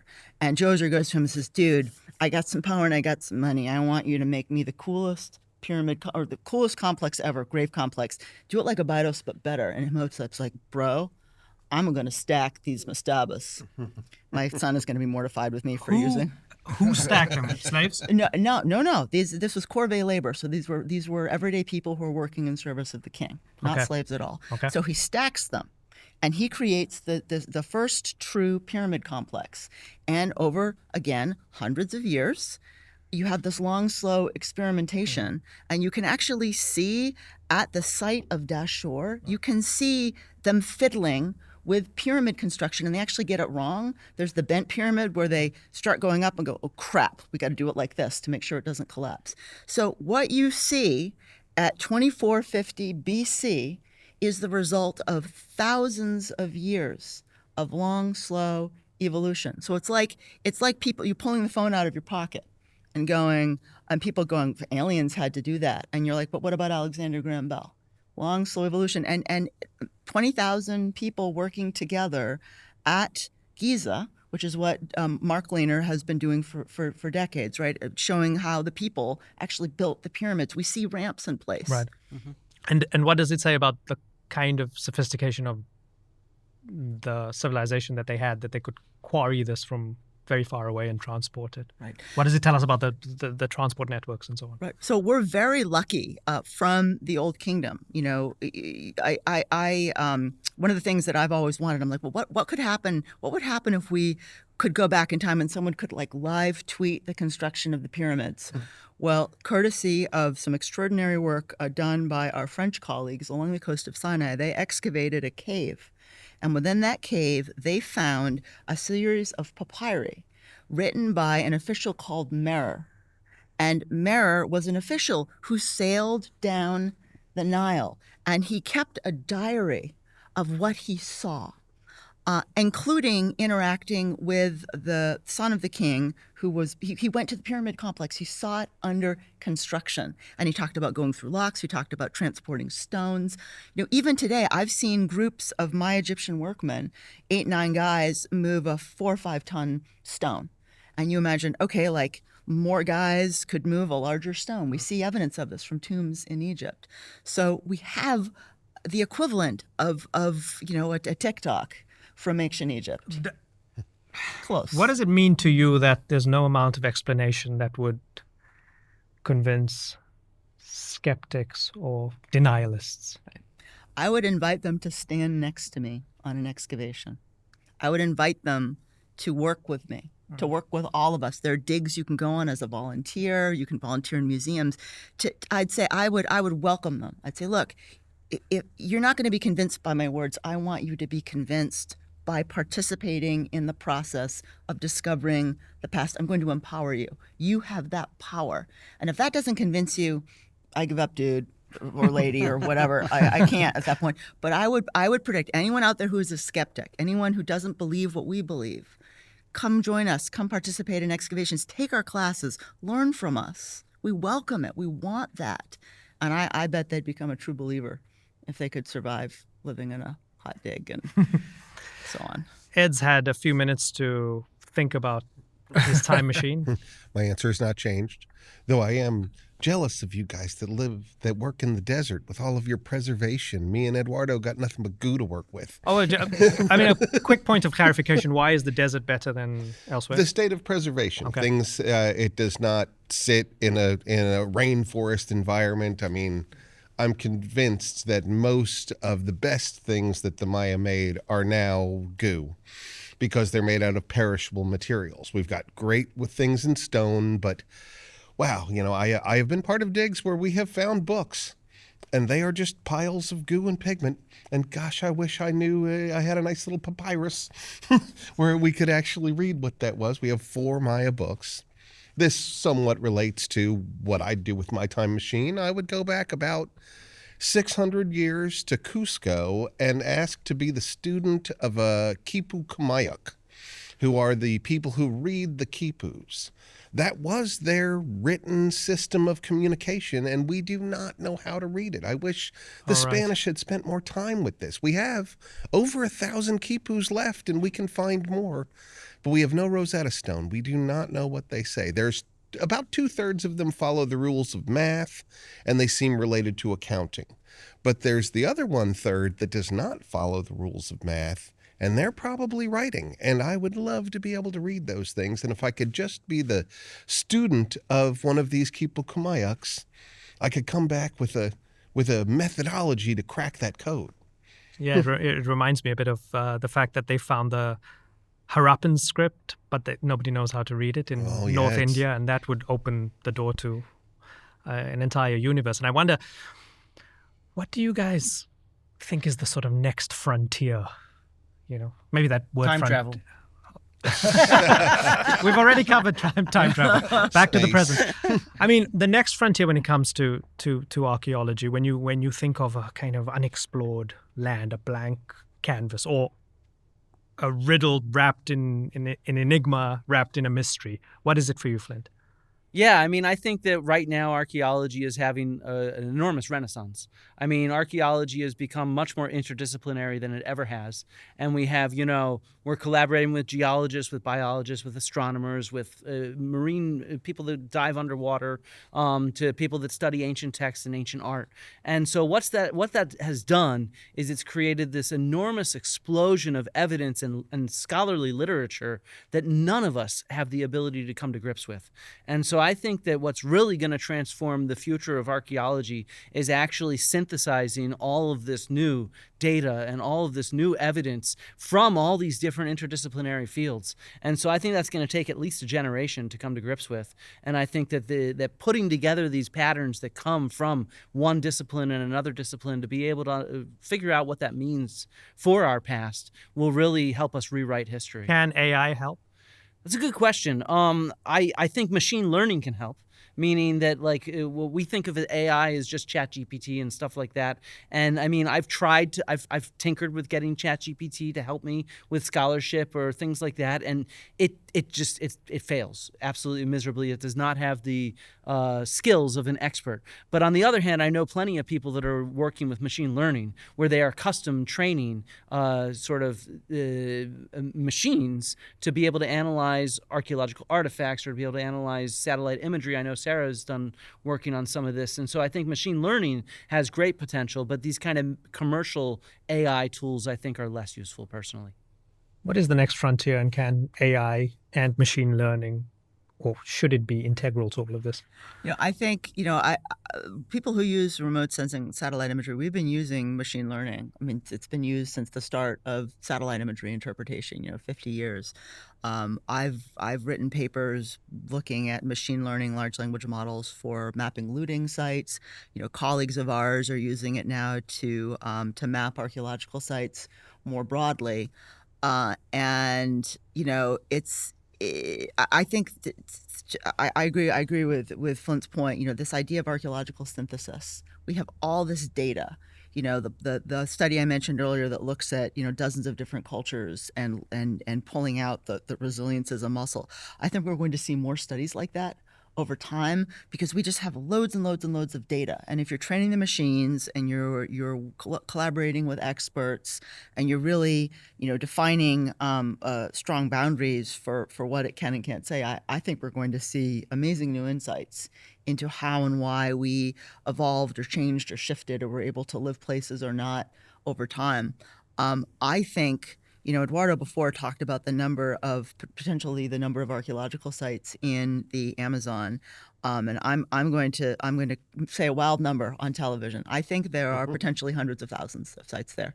I said in my last book I thought that there could be tens of millions of undiscovered archaeological sites around the world. Everything from large cities down to hearth sites, whatever you want to call an archaeological site. I think the scale of discovery, as to Flint's point, this is a golden age of discovery.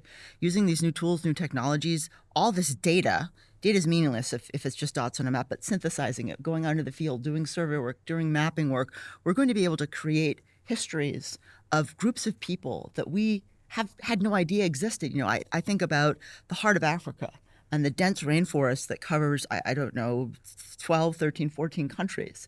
There are whole groups of people that probably dozens of groups of people, cultures that we maybe know a little bit about today, but they were large and important places. I think we're going to be discovering them using LiDAR, very similar work that Eduardo is doing in the Amazon. So I think we're going to be seeing more and more of these studies at scale, but I think machine learning is going to lead the way.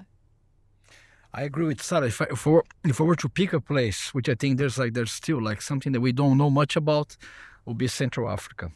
I mean, Congo, the adjacent areas, the equatorial rainforest, Gabon, Congo, that's an area of the world that we don't know, as far as I know at least, we don't know so much about it. And I think, so many interesting things can come out of that area. So if I have to pick a place, which I think we have to learn more about it, to be tropical Central Africa, the equatorial forest in Central Africa.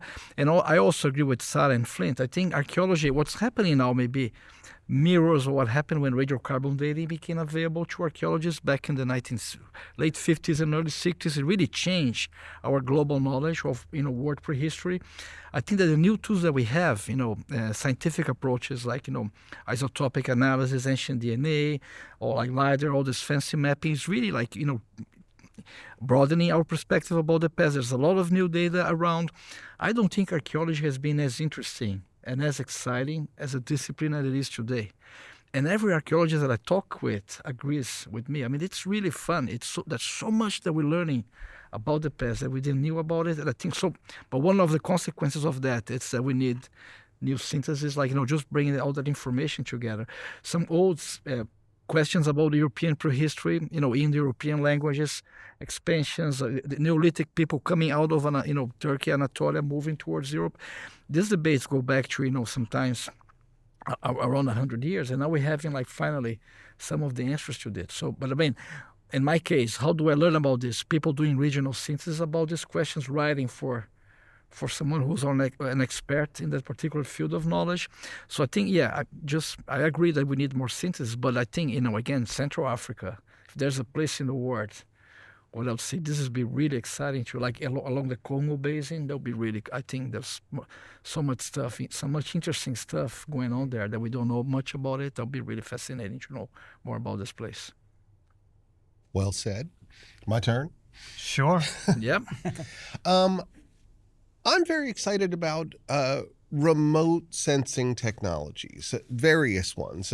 LiDAR is certainly the one that we're putting forward. But, I say that archaeology is not a science, not to insult my colleagues. We are scientists. It's true. I admit that. But I say it to be provocative that archaeological sites are fragile and we need to protect them. And I love every way that we can understand them and analyze them without digging them up. There's so much to learn, and remote sensing is better than it ever is. I'm a dreamer. I love that idea of, Captain Picard going over a planet and he's got it all from the remote sensing from the ship. I dream of that day. He never put a shovel in the ground, and yet he has all this information. That's great, because it is by its nature a destructive process. I also take Flint's point that, we have all these new techniques. The DNA studies are so exciting to me. I'm, a fan, not an expert in it. But gosh, we have so many artifacts we've already collected that we can now apply these new scientific methods to learn things about these folks. I just spent a week in Flint's neck of the woods in Wales and looked through all the amazing Neolithic sites there. And again, the people that I talked to and the things I learned say, oh, yeah, they found like 50 bodies here in the 1800s. Like, where are those bodies? I don't know. Like, golly, I would really like to see some DNA studies applied to these guys, because we have so many neat questions about the spread of Neolithic civilization, and the tools that we have today would never have been dreamed of by the guys 100 years ago who made those excavations. And I try to remember that, there'll be archaeologists 100 years from now who will probably say, God, I wish I didn't tear that up, because I could have done something with that. I think that your point is extremely important. There's this debate on social media right now about whether we should excavate an entire site like Gobekli Tepe, and that's a real problem. Archaeologists have a long-term perspective, and what we realize, I study ancient Greece, I study ancient Athens, I work in Athens, and archaeologists 150 years ago excavated the entire Athenian Acropolis. And what that means is we don't have so much material from there because the site was excavated down to bedrock. And so this kind of long-term perspective about preserving parts of the past for future scholars, for future stakeholders, that's extremely important. It's the same thing Ed was just mentioning, where this excavation, they excavated a cemetery, but they didn't save the human remains from there to do these studies. And the tools we have, that's why we have to keep excavating. Some people say archaeology of the 21st century will be excavating storerooms. But the problem is because not everything was saved, we do need to go and sample sites. And future archaeologists are going to need to be able to sample those same sites as well, to not just confirm what we said, but to apply their new methods. And so it's this kind of perspective that I think archaeology gives, where it's a perspective on the past, but it's also a perspective on the present and the future of our own human heritage. I wrote in my last book. I don't mean to do a book plug. This is not a book plug. Don't buy my book. Don't buy my book. I wrote. I already did. I'm to those listening, she hasn't pulled up no book. a book. No. Yeah. It's in my book. So I'm a huge fan of science fiction ever since I was a small child, and I always dreamed of being a science fiction writer. Clearly that didn't happen, but I have a chapter in my last book where I invent or suggest what archaeology could be like in 100 years. And I wrote this chapter 7 years ago, about a year before it came out. The book came out in 2019. And already some things I talked about in the book have come true, which I'm so excited about. Like what? So I talked about in the book, when the book was written, they were just starting to do scanning of the Herculaneum scrolls. And they said maybe in future at some point we'll be able to unravel them. well, actually, this is a good use of large language models. The Vesuvius project, they've been able to do 3D scanning, CAT scanning of the scrolls, and using LLMs, they've been able to unwrap them, and they're starting to read the scrolls that are there. And there are hundreds of these scrolls that were burned, found there a long time ago. But I talked a lot about the use of nanobots. So an archaeologist in the future would go to a site and release all these bots. And they'd go down and they'd be the ones scrambling through the dirt, taking tiny samples. And, as the person is sitting there on their screen, they're seeing the whole site reconstructed. And the DNA samples that they're taking are being connected to other sites. And they're able to map a whole site in an hour. And then they're gone. Can you imagine? Complete fantasy, right? But it's this idea of using non-destructive tools. Yeah. Because it's such an important point. So much of what we do to dig is to destroy. I think archaeology will become less destructive over time as the technologies improve. Well, one thing I learned from this was that the smear against all of you and the industry in the noise online over the past couple of years is that you're closed-minded to anything new that can be discovered.